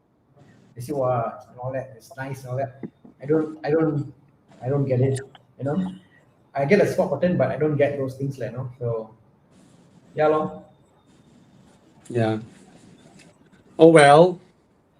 Come, that's a Malay question. Muhammad Firuz bertanya, abang, saya tanya soalan dalam bahasa Malaysia kita, saya nak beli second Mercedes E350 AMG 390 atau E300 AMG 17 209 versus 258. Kasila E350 full Napa leather. Answer in English also okay. Muhammad Feroz. Yes. 2019 E350 is what engine? 3.0, right? 3.0 is E400. Yeah. E350 is the mild hybrid, right? Is that that's a E53? No. The Yeah, E350. You're right. It's a mild hybrid with the 48 volt EQ boost lah. Ah.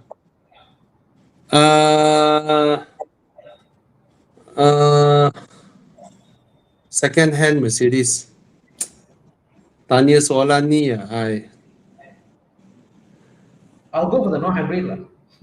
I think I'll go. Yeah. I rasa beli mild hybrid tu sebab start stop dia mantap kok. Lagi power. So tak dengar apa-apa masalah pun. Go ahead. Wah, 120 ya. Napa leather sedap. Yeah. Are you serious? Get the E350. Muhammad Feroz. Beli aja E350 tu. 2 liter turbo mild hybrid. Start stop tak payah tutup sebab tak kacau langsung. Yeah. I mean even the E53 that we destroyed back then. Yeah. Hybrid system with the car is seamless. You don't realize it's there. Seamless. The sounds good. Yeah. It doesn't kacau you. Yeah. Right? It helps with the start stop. It helps with that little initial push. It's so smooth. Mercedes integrated so nice. So Actually, I hybrid sedans feel quicker because of the initial push. Conti cars lah, not about Toyota whatever, but all this Audi and BM and Mercedes, moment it's a hybrid, it just helps the initial push like it feels faster. Yeah. Okay. I think this one we have answered your question earlier on. We say just buy existing stock here and find the cheapest one to buy because you will modify it, you will do things with it. Okay.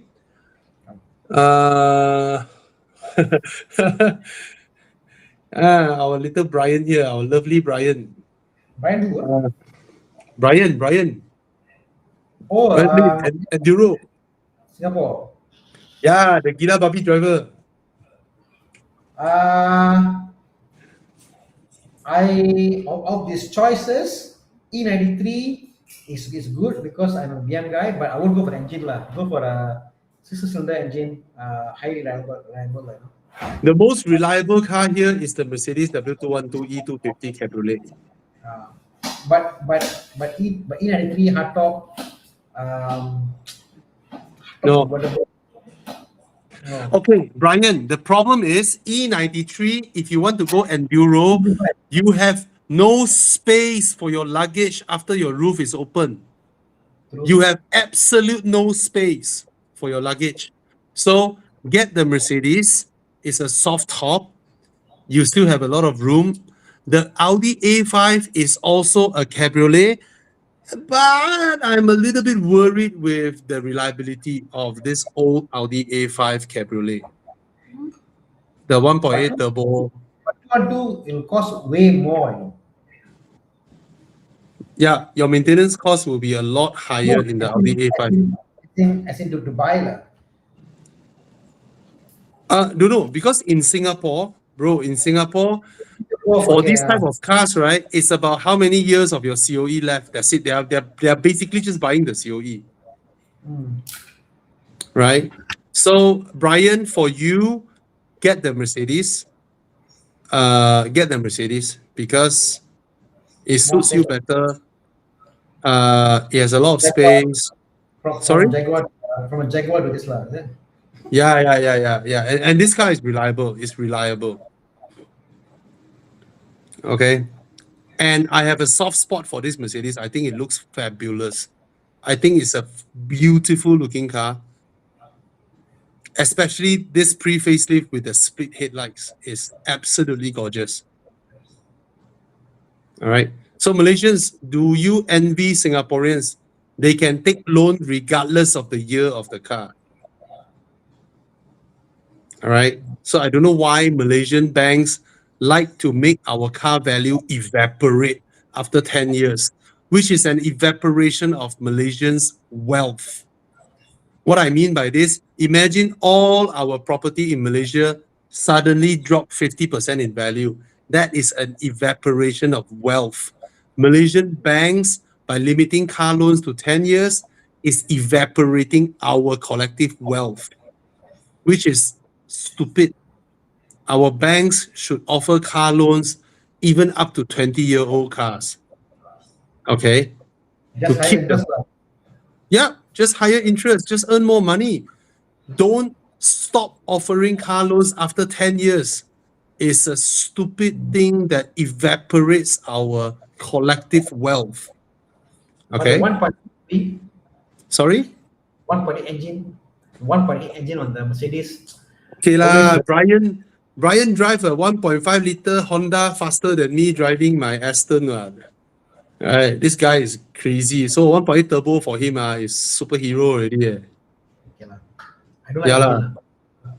Yeah. I mean, I don't fancy the engine either, but out of the three, none of them are particularly exciting engines. Anyway, Yeah. yeah. If 3 I will get the 335 lah.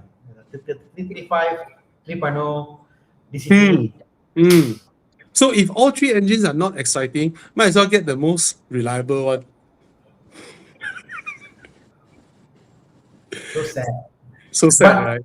But of all that, the worst engine of the three, you know which engine will be? In my Which opinion, one? Guess. Is it The Audi? No, it's the BMW. That What engine will engine be is that? That engine, what engine is that?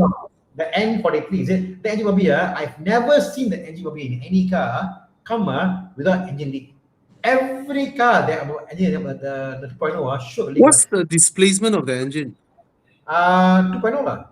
2.0 what? Turbo or NA?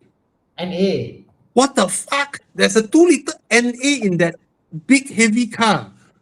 Yeah. Aiyo. It's just Aiyo. just I that's my most hated engine ever. Like just it doesn't work. I mean every car I've seen, just horrible. Actually, sometimes you wonder, you be standing in front of that German and scolding him, bro, how can you fuck up a 2-liter NA engine? How complicated can a 2-liter NA be that you fuck it up?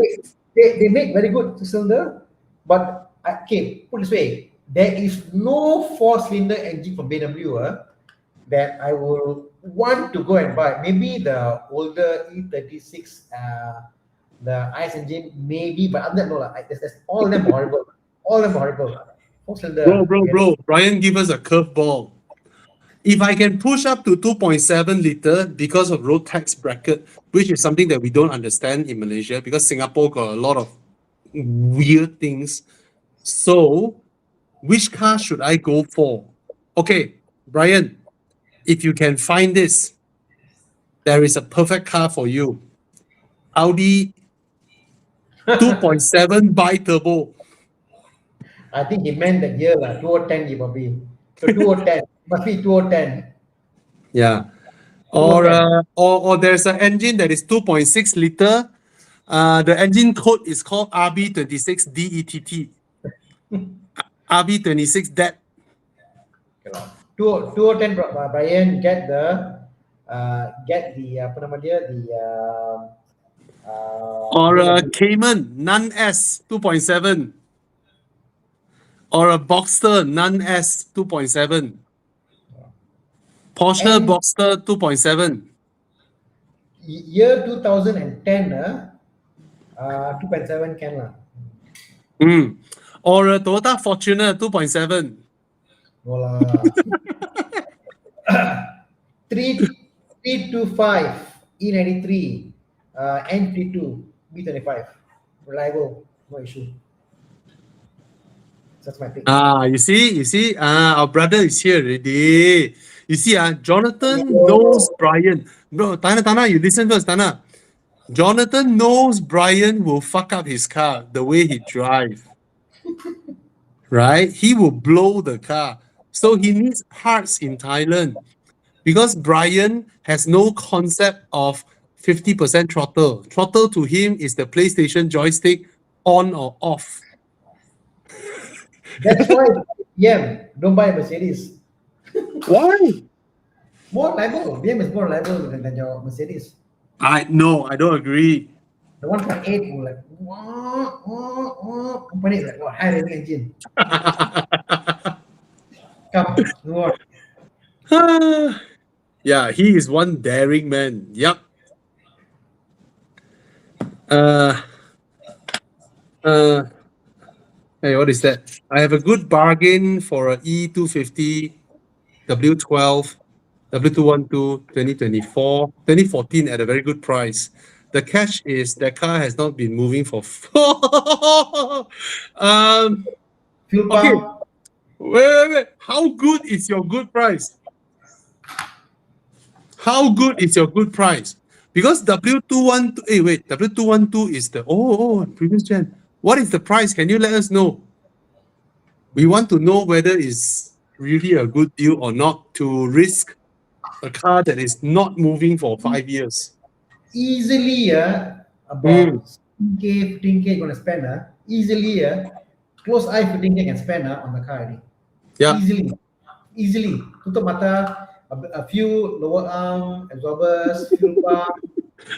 More than that, bro. 15K easy. More than that. No, tutup mata, no, like basic. Get the car at 15K already. Basic. You know? Yeah. Bro, E250, suspension, other comfort spot. Oh. Right? That 4 batang control arms, arms don't know lah, but 5 years not moving, I'm not sure. 20K car, 20K okay lah, Tana. 20K 212 Company car, is it? Company car auction. How come not running? Company car worth Wait. 212 is which one? the square. You, Two square. that's not. Okay, 2014 will be facelift, 2014 is Facelift. yeah. Facelift. Is not a crazy good deal because a running one is 55K, right? A running one is 55K, 2015. So I don't think 20K, 5 years not moving is a good deal. I don't think so because this car is fast approaching the kind where a major repair will exceed or go half the value. So I'm not feeling it. The thing is, right, a running one, you see 48,000, a running one 48,000, you bring this exact car to a used car dealer now, ask the dealer to buy it from you, right? The dealer will offer you 30,000. I think max 30,000. Yeah. So if a dealer will offer a running one for 30,000, why do you want to buy one that is not moving for 20K? No way. Yeah. So Levin's 999, he was saying 1.8 better than the 6-cylinder. 1.8, yes, lower maintenance than the 6-cylinder. Yeah. But the reason I'm saying is because Brian wants to go Evo Enduro, he want to catch up with his friends, drive fast. So the 6-cylinder has got more speed, more power compared to 1.8. 1.8 what I call will struggle to keep up. You got to really keep the RPM up and then the car, and also for the drive that they are doing, I'll do that. But for doing in KL itself, 1.8 is fantastic. It's a good car, city car to use, long distance for that. That's my caveat. So I would suggest Mr. Labu Lagi. You offer the company 5K. 5K max. Really, I'm really saying this 5K max because like what Tana said, you're gonna spend 25K. fixing up the car. Yeah. 5K is the max you will pay for this car. 20K, no way. No way. You're All right. better buying. Moreover, yeah, this car is already write off in the company and their books, right? This car has zero value. 5K is net is actually a positive for them. So yeah. Yeah, you're gonna spend 25K if if the time and effort and the money you spend, right? You might as well just buy one off the used car lots. The guy selling 48 is like, hey bro, 38 sell to me lah. I pay cash now. He will sell it to you. The car will be sitting there. Tires, the tires itself are going to cost you 3 to 4K. Brakes, tires, pumps, brakes, rotors, disc. All the fluids you have to drain them out, and then the pipes you may need to change them. Your coolant, the coolant hoses, one whole set few thousand way. Right? Is it the metal tube? Is it coolant, bro? The metal ones, fixed shape in your engine bay. It's the metal tubes that are huh? Yeah, they're part of the cooling system, right? Yeah. That one whole set few K way. Yeah. Just that alone is few thousand for a full set. No way. I'm not touching that car, to be honest. Provided they give it to you, then you go and spend the money to fix it slowly. Then okay. 5K is the max. If it looks superb, if it's under the basement parking.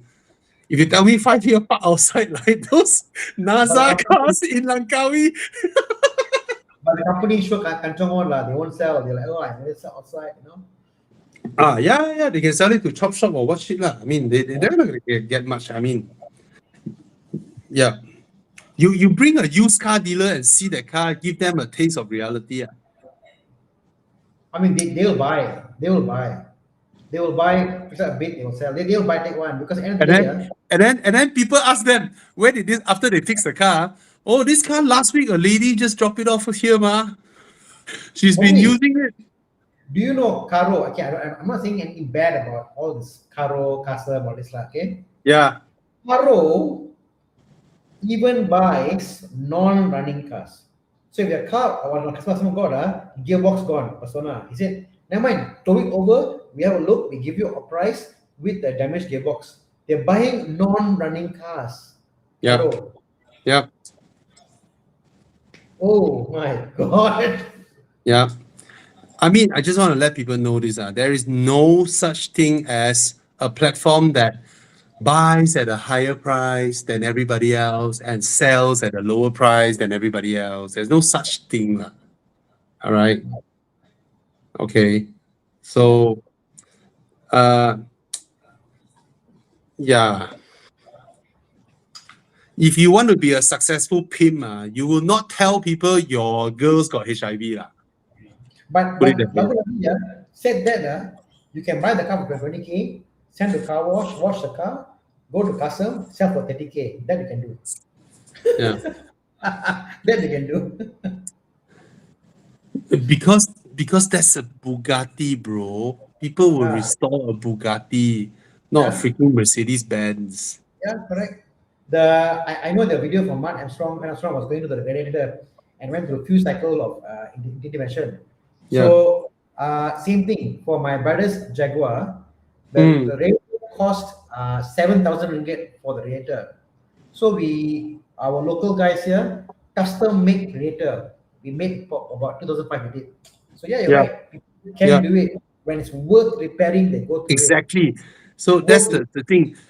It's easy. I mean, anybody can fix back a non-running Mercedes Benz. It's just that it doesn't make sense because you're gonna be spending the same amount of money. You can just buy one that is already running. Correct. I mean, these cars were 200,000 back then. Even now, they are worth that much in terms of equity and what it costs to repair those cars. So.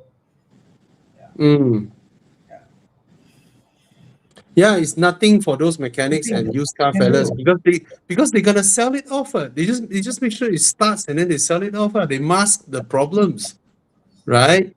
They saw a hose that leaks. What do? They tap it, they cover it, right? They saw You- oil leak stains. They wipe it off. They clean it up with WD-40. Correct. And you drive the Yeah. car, the power, you think okay, not fine lah. But actually the fuel injector is gone because it's stuck. It's stuck. You know, fuel pump Mm. there. You know, but okay, like it's smooth enough. You know, Yeah. a lot of things you would not know. You know, If you're buying for personal use, no lah. yeah, Oh, no, Tana. no, Oh, for what? Yeah, okay. Understand. Sorry. sorry. Levin. Yeah, no, Sorry. I mean, yeah, they can repair. My point is that they are taking risk and chance and they're repairing the cars and they're doing it. So yeah, so like even like this fella here, the Lamborghini, you can buy and you can sell to people like Caro and they will take it. Mm. Mm. Sorry, Levins. We got it. We got you wrong on that. Good, bro. Okay. Okay. This is a long one. Kapilan boss. I'll just read it out because you all can't see the full text. Hi, Bobby and Tana. My friend plans to get a car for his 65-year-old father who has been with Hilux after Hilux. My friend has a max budget of 300,000 and looking at something brand new or premium. Shortlisted CX60 and Harrier petrol version. Lexus RX is a little off his budget. EV is not in his list. Okay, what would you have? Okay, buy a used Lexus RX for your 65-year-old father. End of story. Just a used Lexus RX that is somewhere 200 plus thousand. He'll be happy, your friend will be happy. Yeah. I don't know about you, Tana. What's your advice for his 65-year-old dad I think staying in suburban thing area? that is easier to get in, get out, and more nimble. The older they get, the visibility is limited, and they want to have a shorter front hood. So maybe Oh, your mindset is going like, oh, I want to get. He's in Hilux, big. But older he gets, something easier to get in, get out is something that I think it's takes priority. So a mind shift is even like iCar. I mean, something is it from maybe smaller and just nice is the way to go. I he won't. said he said cannot buy EV because his dad lives in suburban area. So Not many chargers. something in the form of think a bit different. Think about ingress, getting in the car, getting out of the car.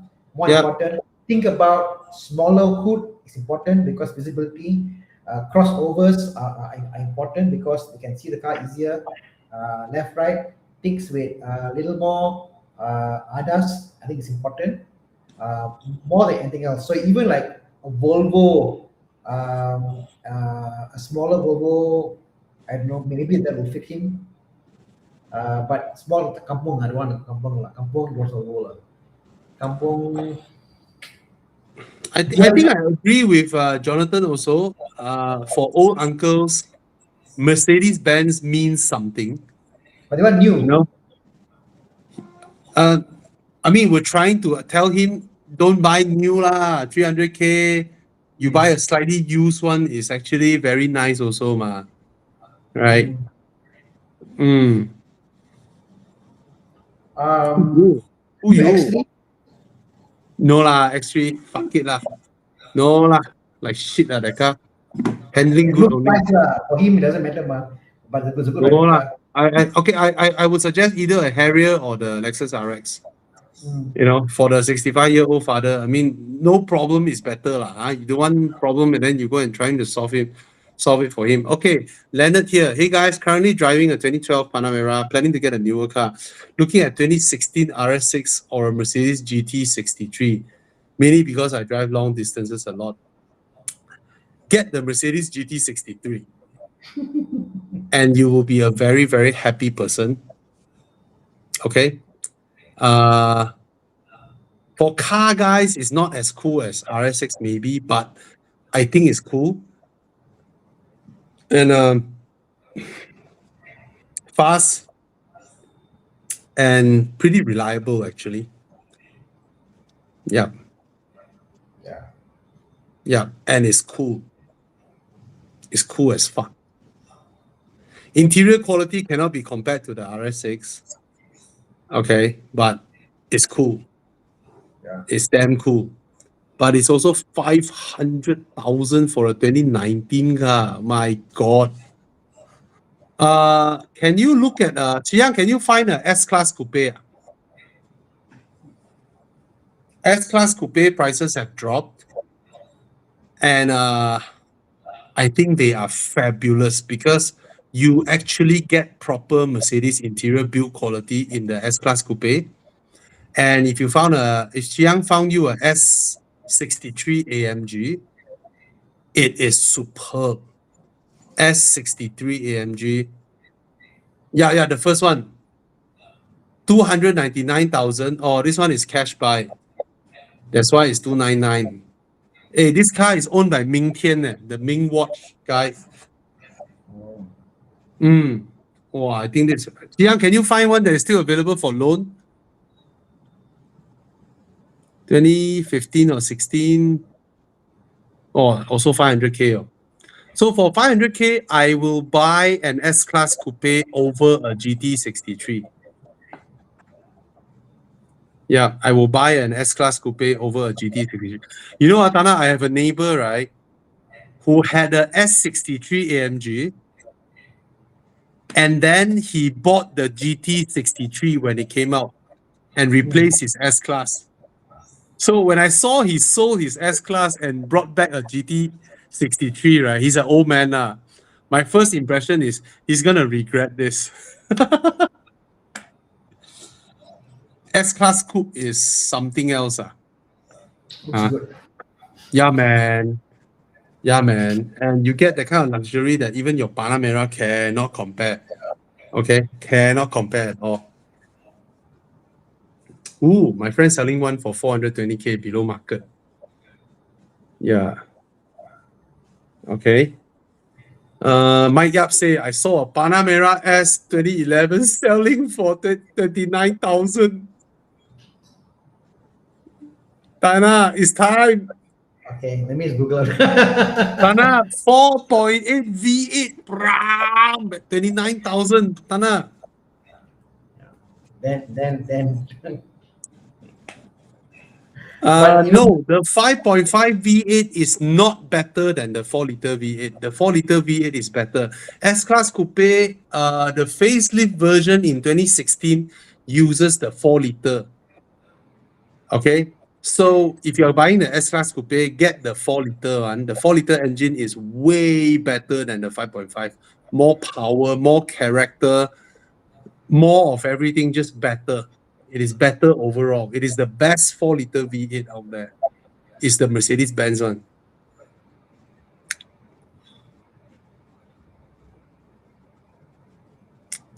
Okay. XC60 T5 versus CX8 2.2 diesel. Out. 2.2 diesel is not reliable. Out. Amongst these three, I prefer the XC60 T5 amongst these three. Okay. But CX8 is a large car. It's a big car. I mean, okay lah. The 2.2 diesel, you need to take care of the diesel lah. Okay. Okay. Leonard say. Tana, selling mine. Name your price. Yeah. His what? His Panamera, is it? What is Maybe. But his Panamera is 3.6. Tana don't want the 3.6. Tana wants trouble. Do you understand? 3.6 is reliable. It's like very rev happy. It's like no fun. It's lazy. The engine is lazy.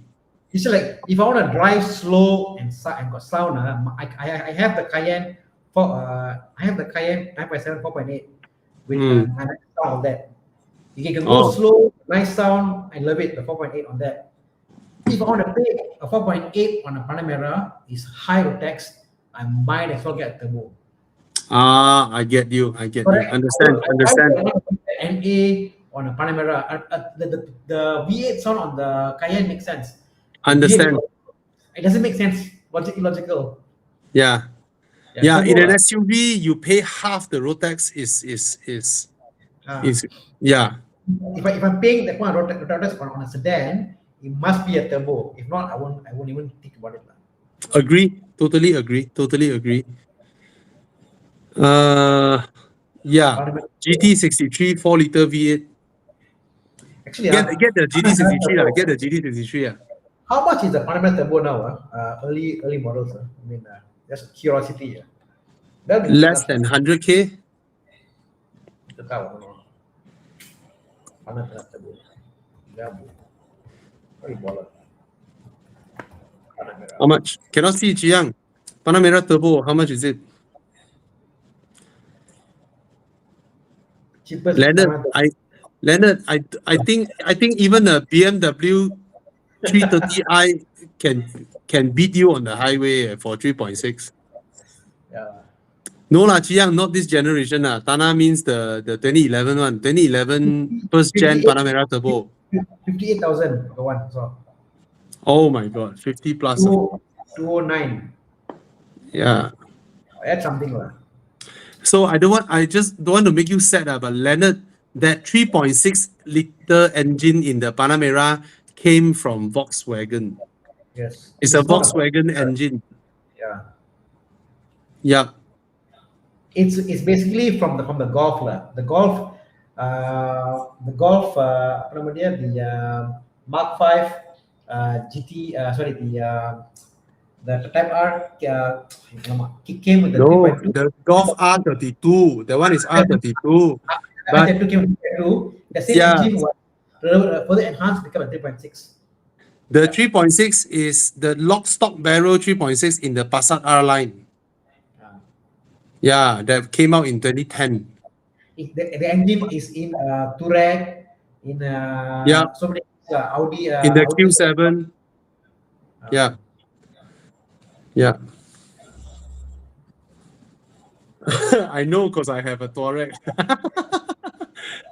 But the 3.6 at least is reliable lor, compared to the 4.8, right? But yeah. Is there an E34 M5 in the market? You would buy it, Tana? If there is an E34 M5, no, I won't. I don't think Tana will buy it. Yeah, no way. For me, the whatever car, whether Proton, whatever, the handling must be top notch. Aesthetic, think about it. The drive must like really like wow. Tana, Jonathan is right. The Golf one is a VR6. Yeah. The one in the Panamera is not a VR6. It is what? It's a V6. No, the newer one is V6, I think. That one is No. a V6. No, it's a standard V6. It's a plain Jane 3.6 V6. It's not the R32 VR6. No, it's not. The 209 Panamera.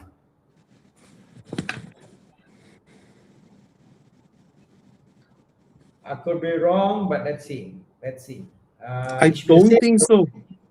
It's the same as what came in the. Oh, yeah, right. It's not a VR6. VR6, huh? Just to remind everybody, VR6 looks like this. Okay, it looks like this. It uses the same top. Right? That's the reason VR6. You don't need two sets of camshafts. You only need one set.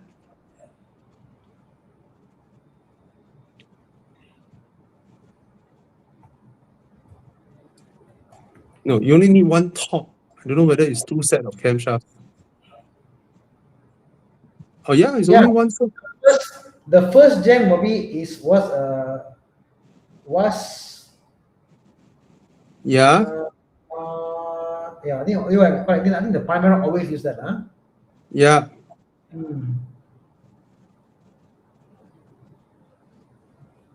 Yeah.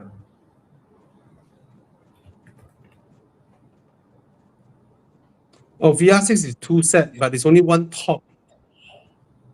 Single cylinder head to cover two camshafts. Yeah. So the Cayenne had the VR6. Sorry? The Cayenne had VR6. Really?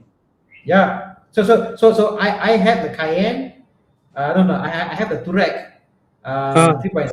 So that is different compared to the Panamera. Panamera had a V6 always. Oh, really? Cayenne, the old Cayenne, the 3.2 is a VR6. 3.6 also. Yeah. It's a thing. But the Panamera is not. Yeah, Panamera all the while it was a V6. Okay.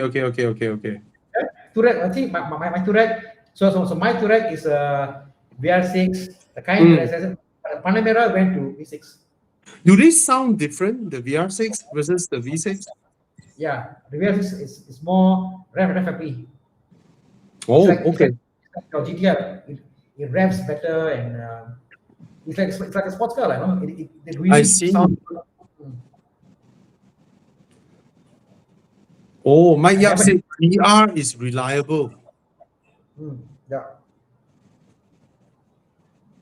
Oh, the 3.6 is a chop V8 4.8. I see. The top. Okay.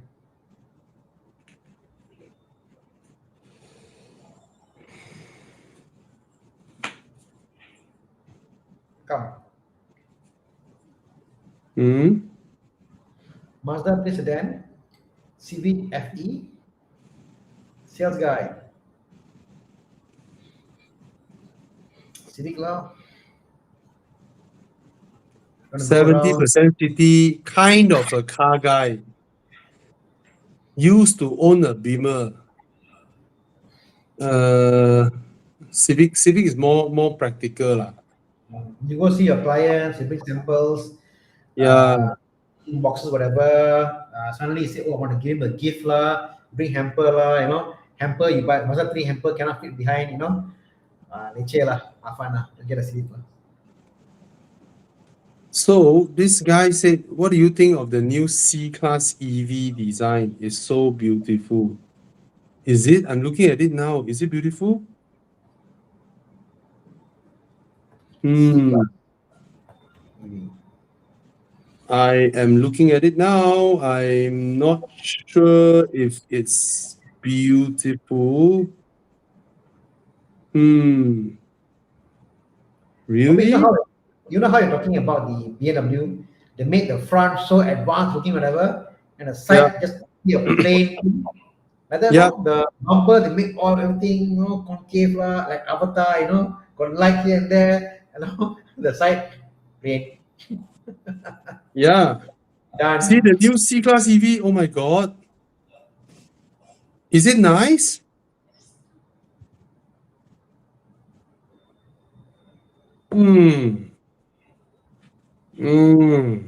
Ask this lah. If that same car had a BYD badge there, will you think it's a better looking car or not? Exactly.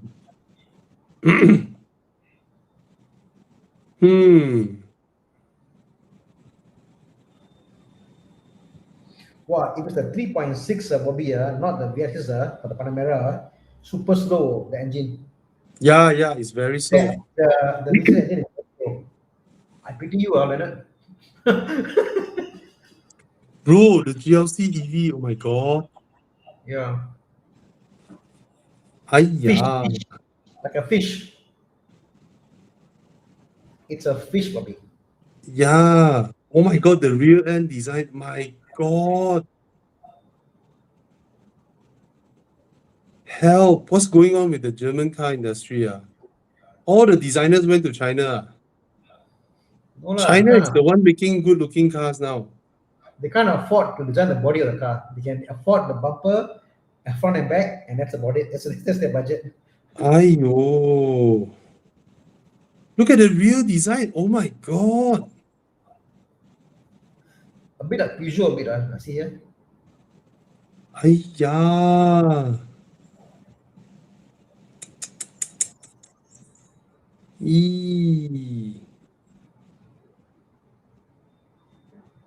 Wah, tak boleh. Okay. Never mind. Okay. Chiang, let's go into where's my car immediately. Come. My mind is thinking 50,000 ringgit for a Panamera 4.8 turbo. What is the cheapest in that 500 horsepower? Is it 500 horsepower? Was that right? 500 horsepower range, 400 plus horsepower turbo car can you get? Oh, that's it. Actually, Panamera is a week. Panamera is the But cheapest. Panamera is the cheapest 500 V8 horsepower, 500 horsepower turbo V8 can get in the market now. hmm.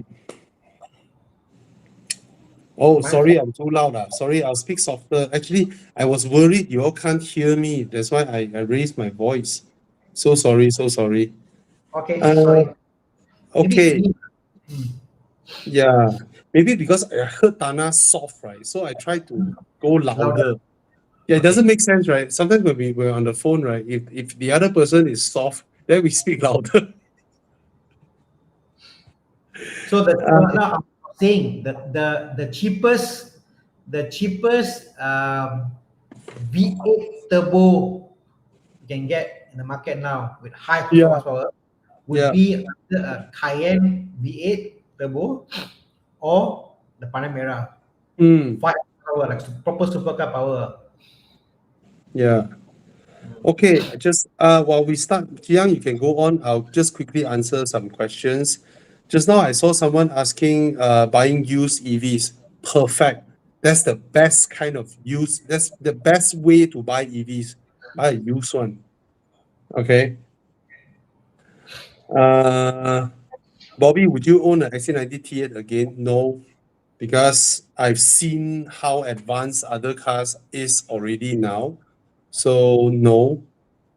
Uh, uh, Currently driving Civic FE. Should I get a GR86 or FL5? FL5 you get way more performance, but then it's gonna feel like driving your Civic FE. So maybe get a GR86 while you keep your Civic FE. Opinion about V23, go ahead, buy. Good car, good looking car. Haven't driven it yet. All right. Any comment on M235i F44? Buy.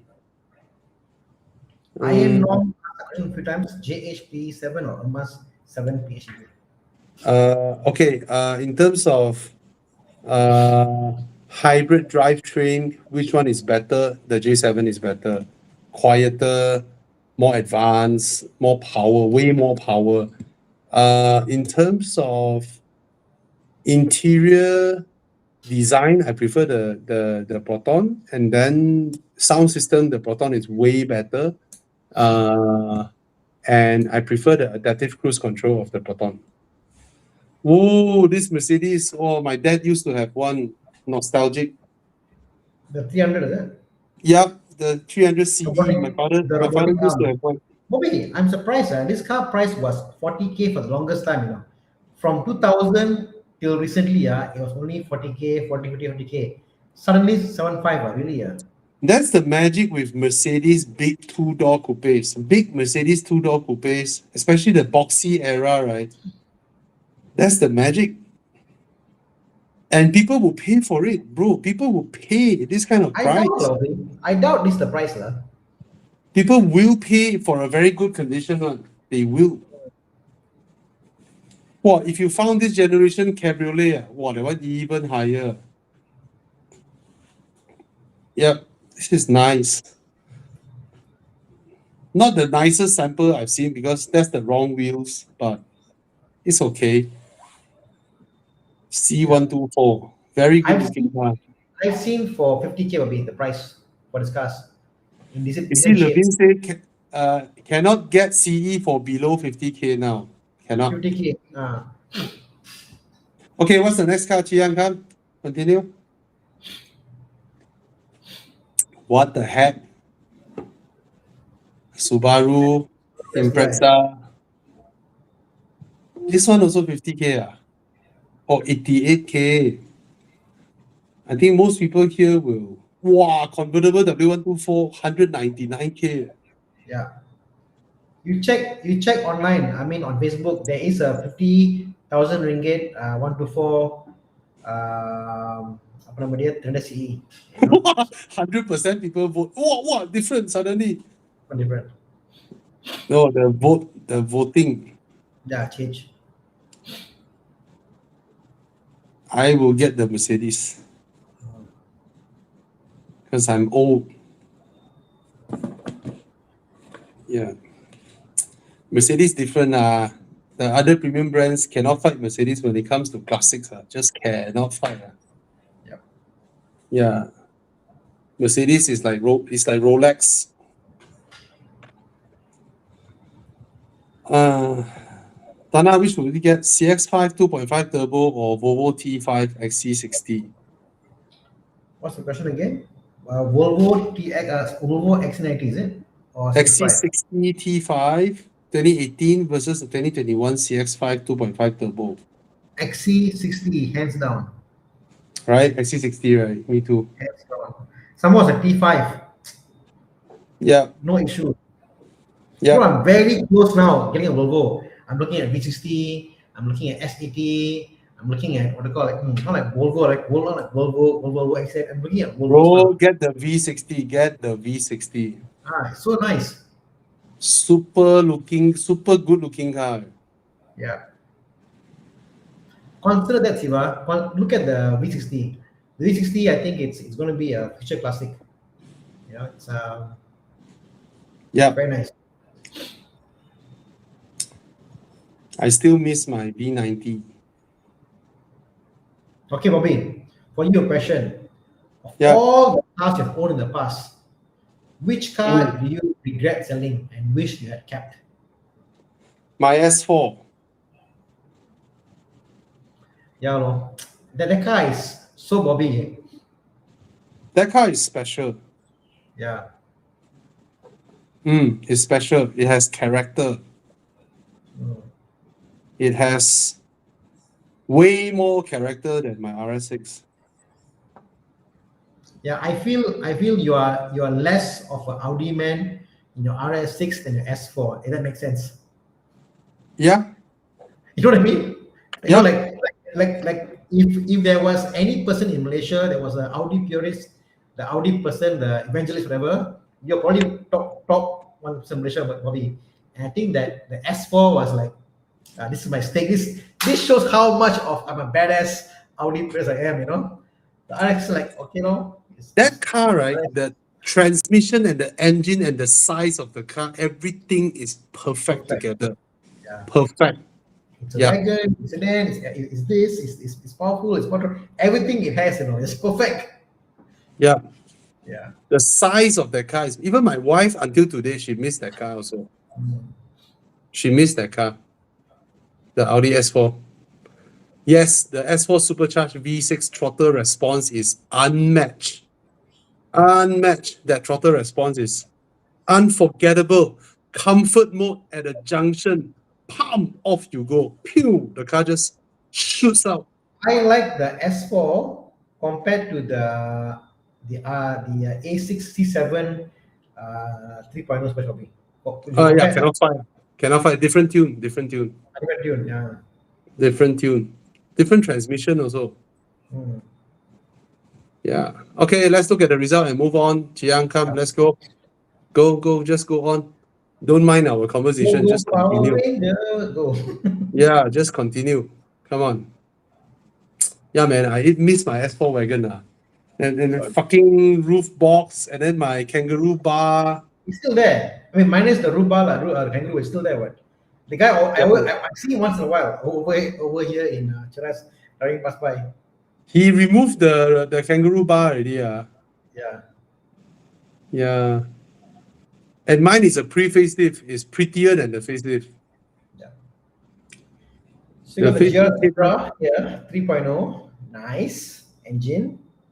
Nice. BMW at 250.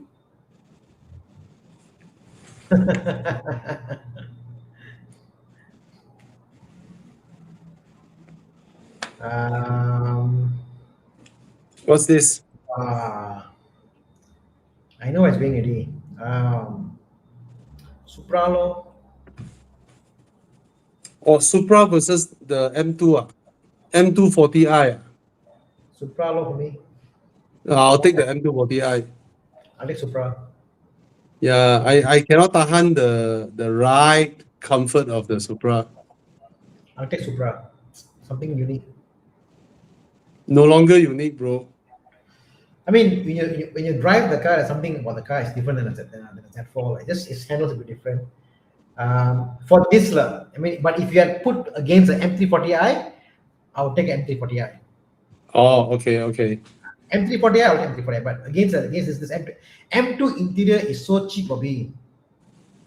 Agreed. Interior very important. The car inside, I pay so much. Interior so cekai.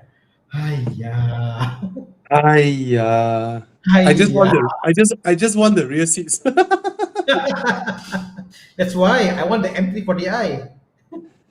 I only want the rear seats. Yeah.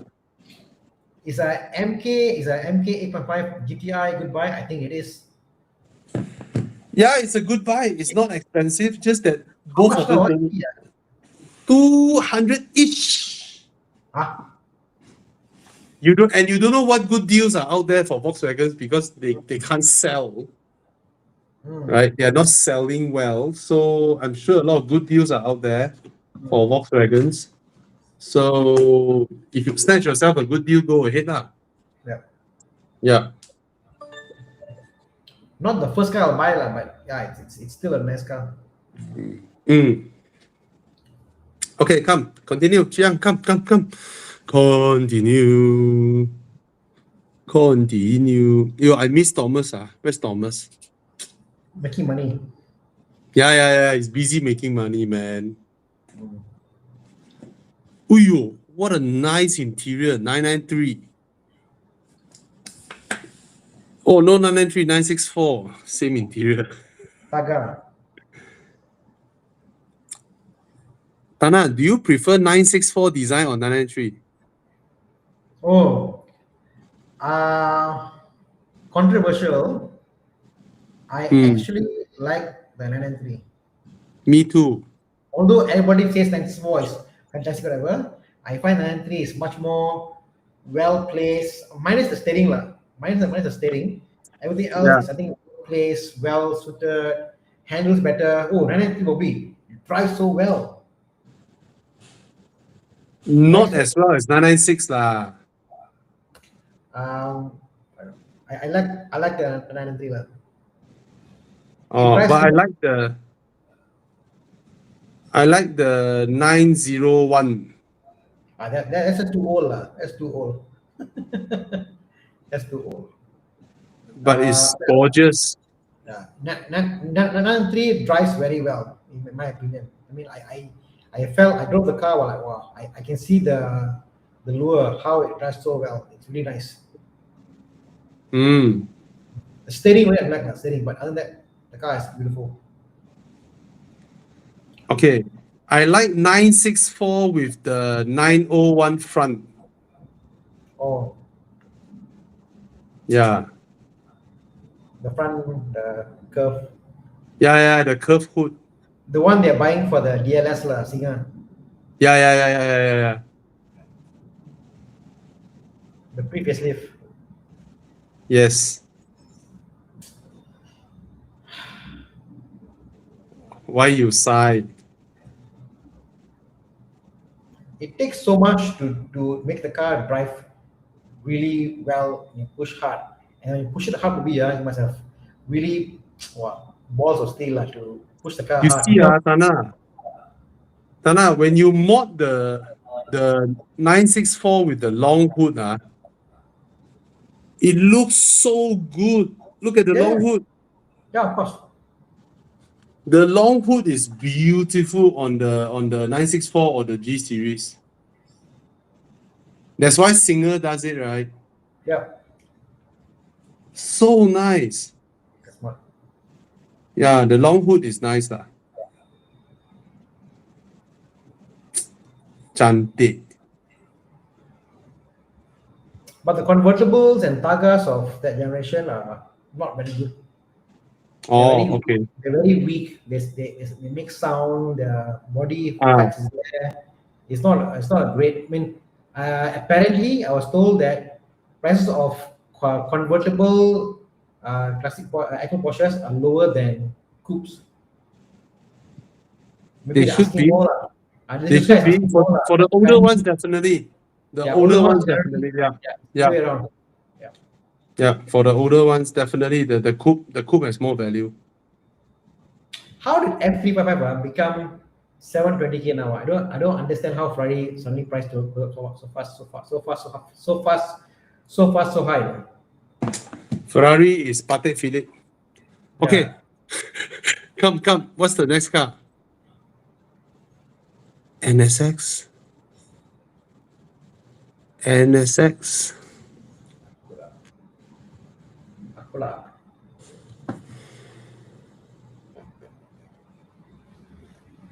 I will buy the NSX. Yeah, me too. I'm not a fan of the Targa for the older Yeah. generation. Targa, I don't think is this value lah. Sorry lah. I don't think the Targa is this value. No way. No way. I'm still asked what car I regret not getting the Ace NE. I regret not getting the single DLS. Just can't afford it. Yeah, I regret, man. When I went I to regret. Pagani, I didn't buy the Hey, long even tail Lichron, area. I regret not buying Lichron. Aiyo. I regret lah. I should have bought it.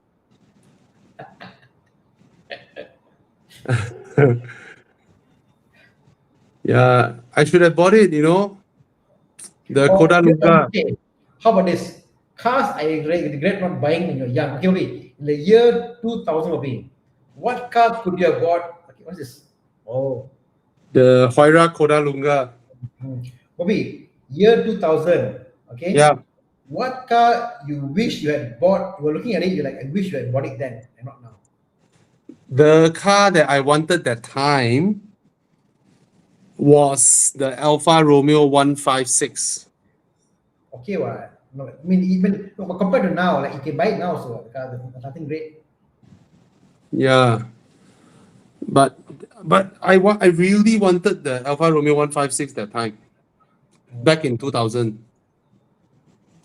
But I couldn't afford.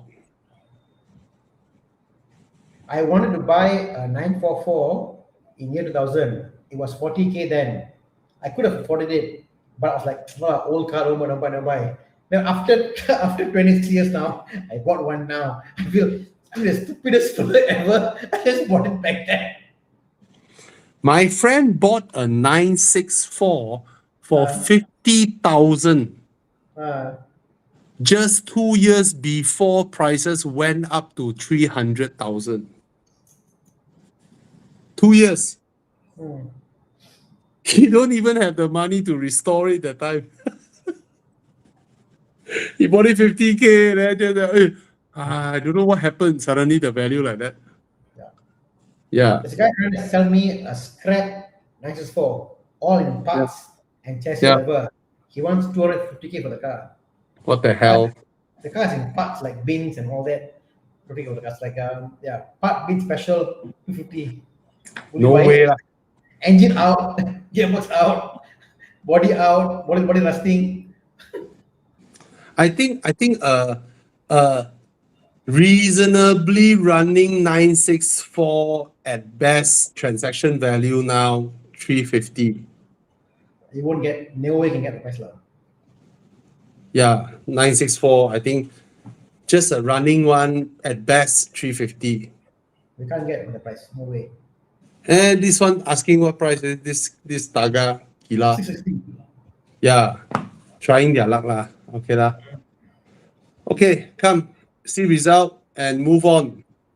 Okay, NSX wins. I agree it looks tacky, but It's still NSX. yeah. Ooh, current gen Bentley Continental Jetour. This car is so gorgeous. So gorgeous. Okay, next, come. Good engine. Ferrari, Aston DB12. Super Leggera.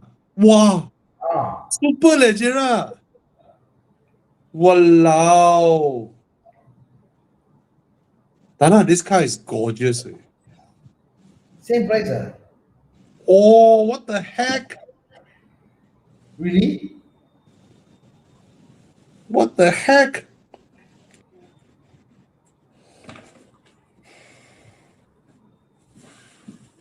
No comparison. Oh. DBS Superleggera with 5.2 V12 twin turbo. No comparison. Yeah, no comparison here. No fight lah. But that's a very good price, 1 million. Very, very good price. I wish the car would sound better.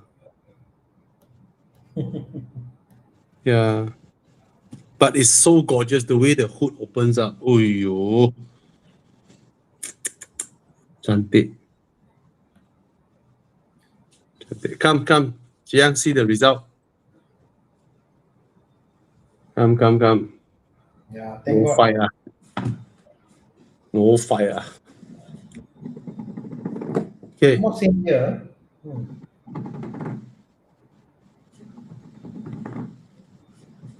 Oh, ended already. No more. Wow.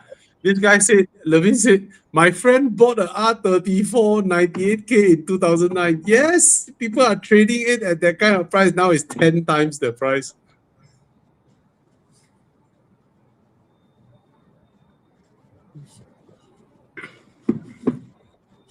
Imagine those people who sell their R34 GTR last time for 100K. I know a few of them. They like, wow, I know I had that before. and the cars they bought will be all like model cars. Someone guy bought a Civic Type R, and like someone like. No, the thing is, right, the R34 value now, right, is higher than their initial buying price. Right. Anyway, guys, thank you so much for joining us. Thank you, Tana, for coming in. Anybody need help, look for Tana. He sold it off for 80K in 2011. Oh my God. He sold it for Vios money in 2011.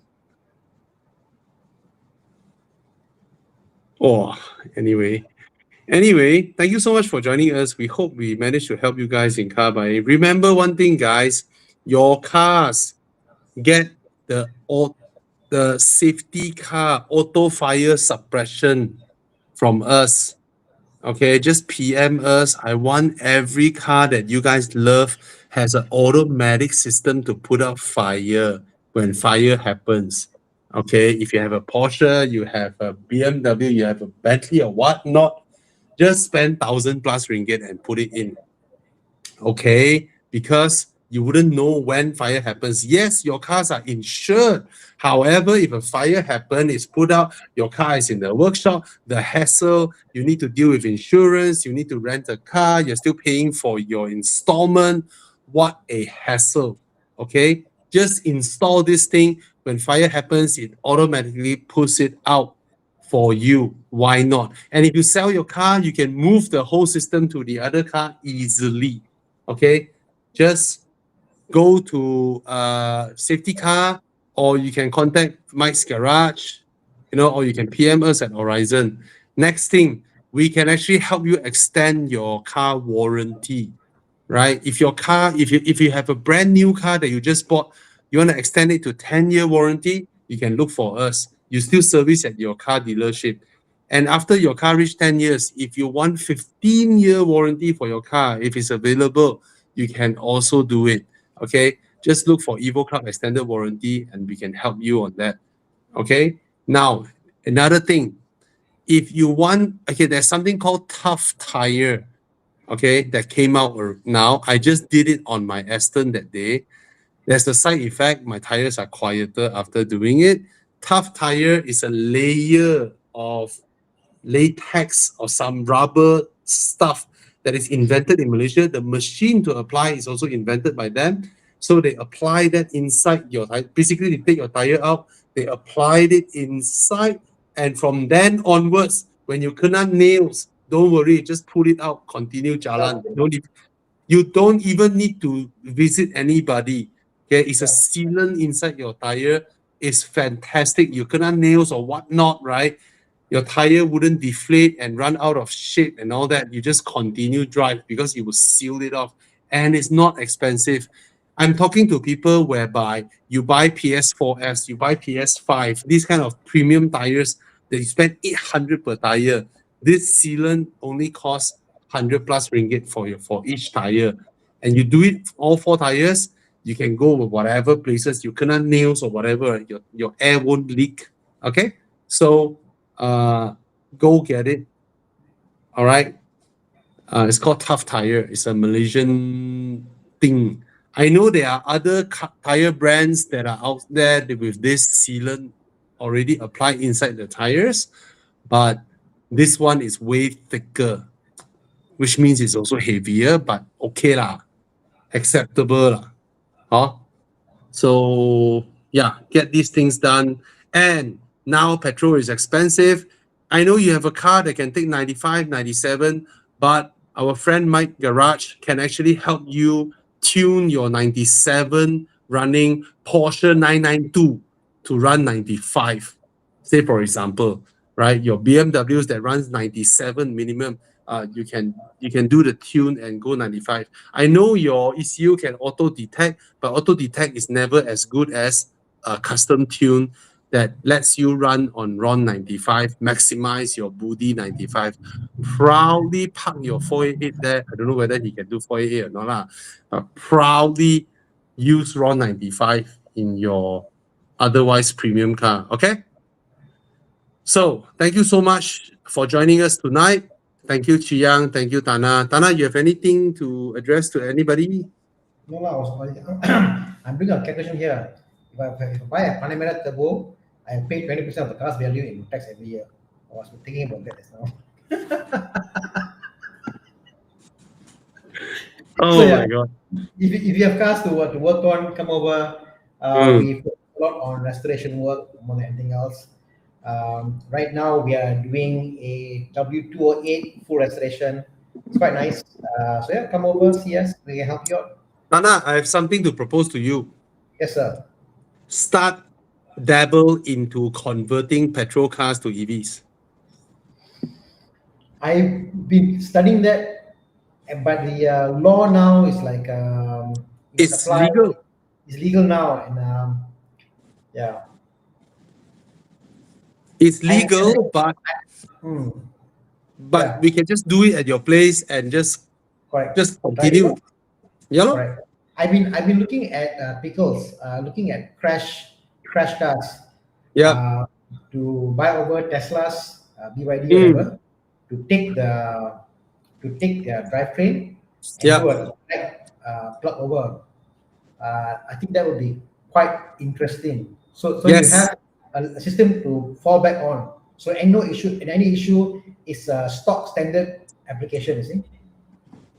And then you put the touchscreen output, right, to a smaller touchscreen and shove it inside the dashboard. So you're driving, right? You put your hand into touchscreen. No lah, not that bad, lah, no. In fact, Anyway. one of my dreams, to build EV E36 like a drift car, because it's so cheap. Just shove it in and we can do it. Yeah, I've been thinking about it. That day I have a thought, I mean, now a lot of, okay, let's say you transfer a car with touchscreen to another old car, the drivetrain, because the drivetrain now is so complicated. It's all linked up all the way to the cluster, right? The main screen, right? Yeah. So you don't change the main screen. You just change the output of graphics to a smaller screen, right? And then the smaller screen is not mounted into the car because your car is a classic car, right? So you have a cable that looks like a USB cable, and then you have a screen that looks like a phone, and then you just plug permanently onto that screen, right? And then when you drive your classic car, it's like you're holding a phone with a cable, but that's actually your cluster. You get what I mean? then you put it on a phone holder. It doesn't look out of place because your car system is on a phone look-alike screen with a USB cable. Your whole car will still look, wow, so classic. But then all your controls is here. Okay, right? Yeah. But honestly, you don't need all that because you will take out all the ADAS, you'll remove all that stuff. More often than not, on classic cars, they will Yeah. keep the gearbox. They put the engine on the gearbox itself. So Okay. you have the old automatic gearbox, whatever it is, but Yeah. running an EV train. Oh, okay. Interesting. Okay, guys, good night. And thank you so much, Tana. Thank you, everybody, for joining us. And help us like and share if you saw this video on YouTube or on Facebook. All right. And subscribe to Tana, subscribe to all of us. Good night. Thank you, Tana.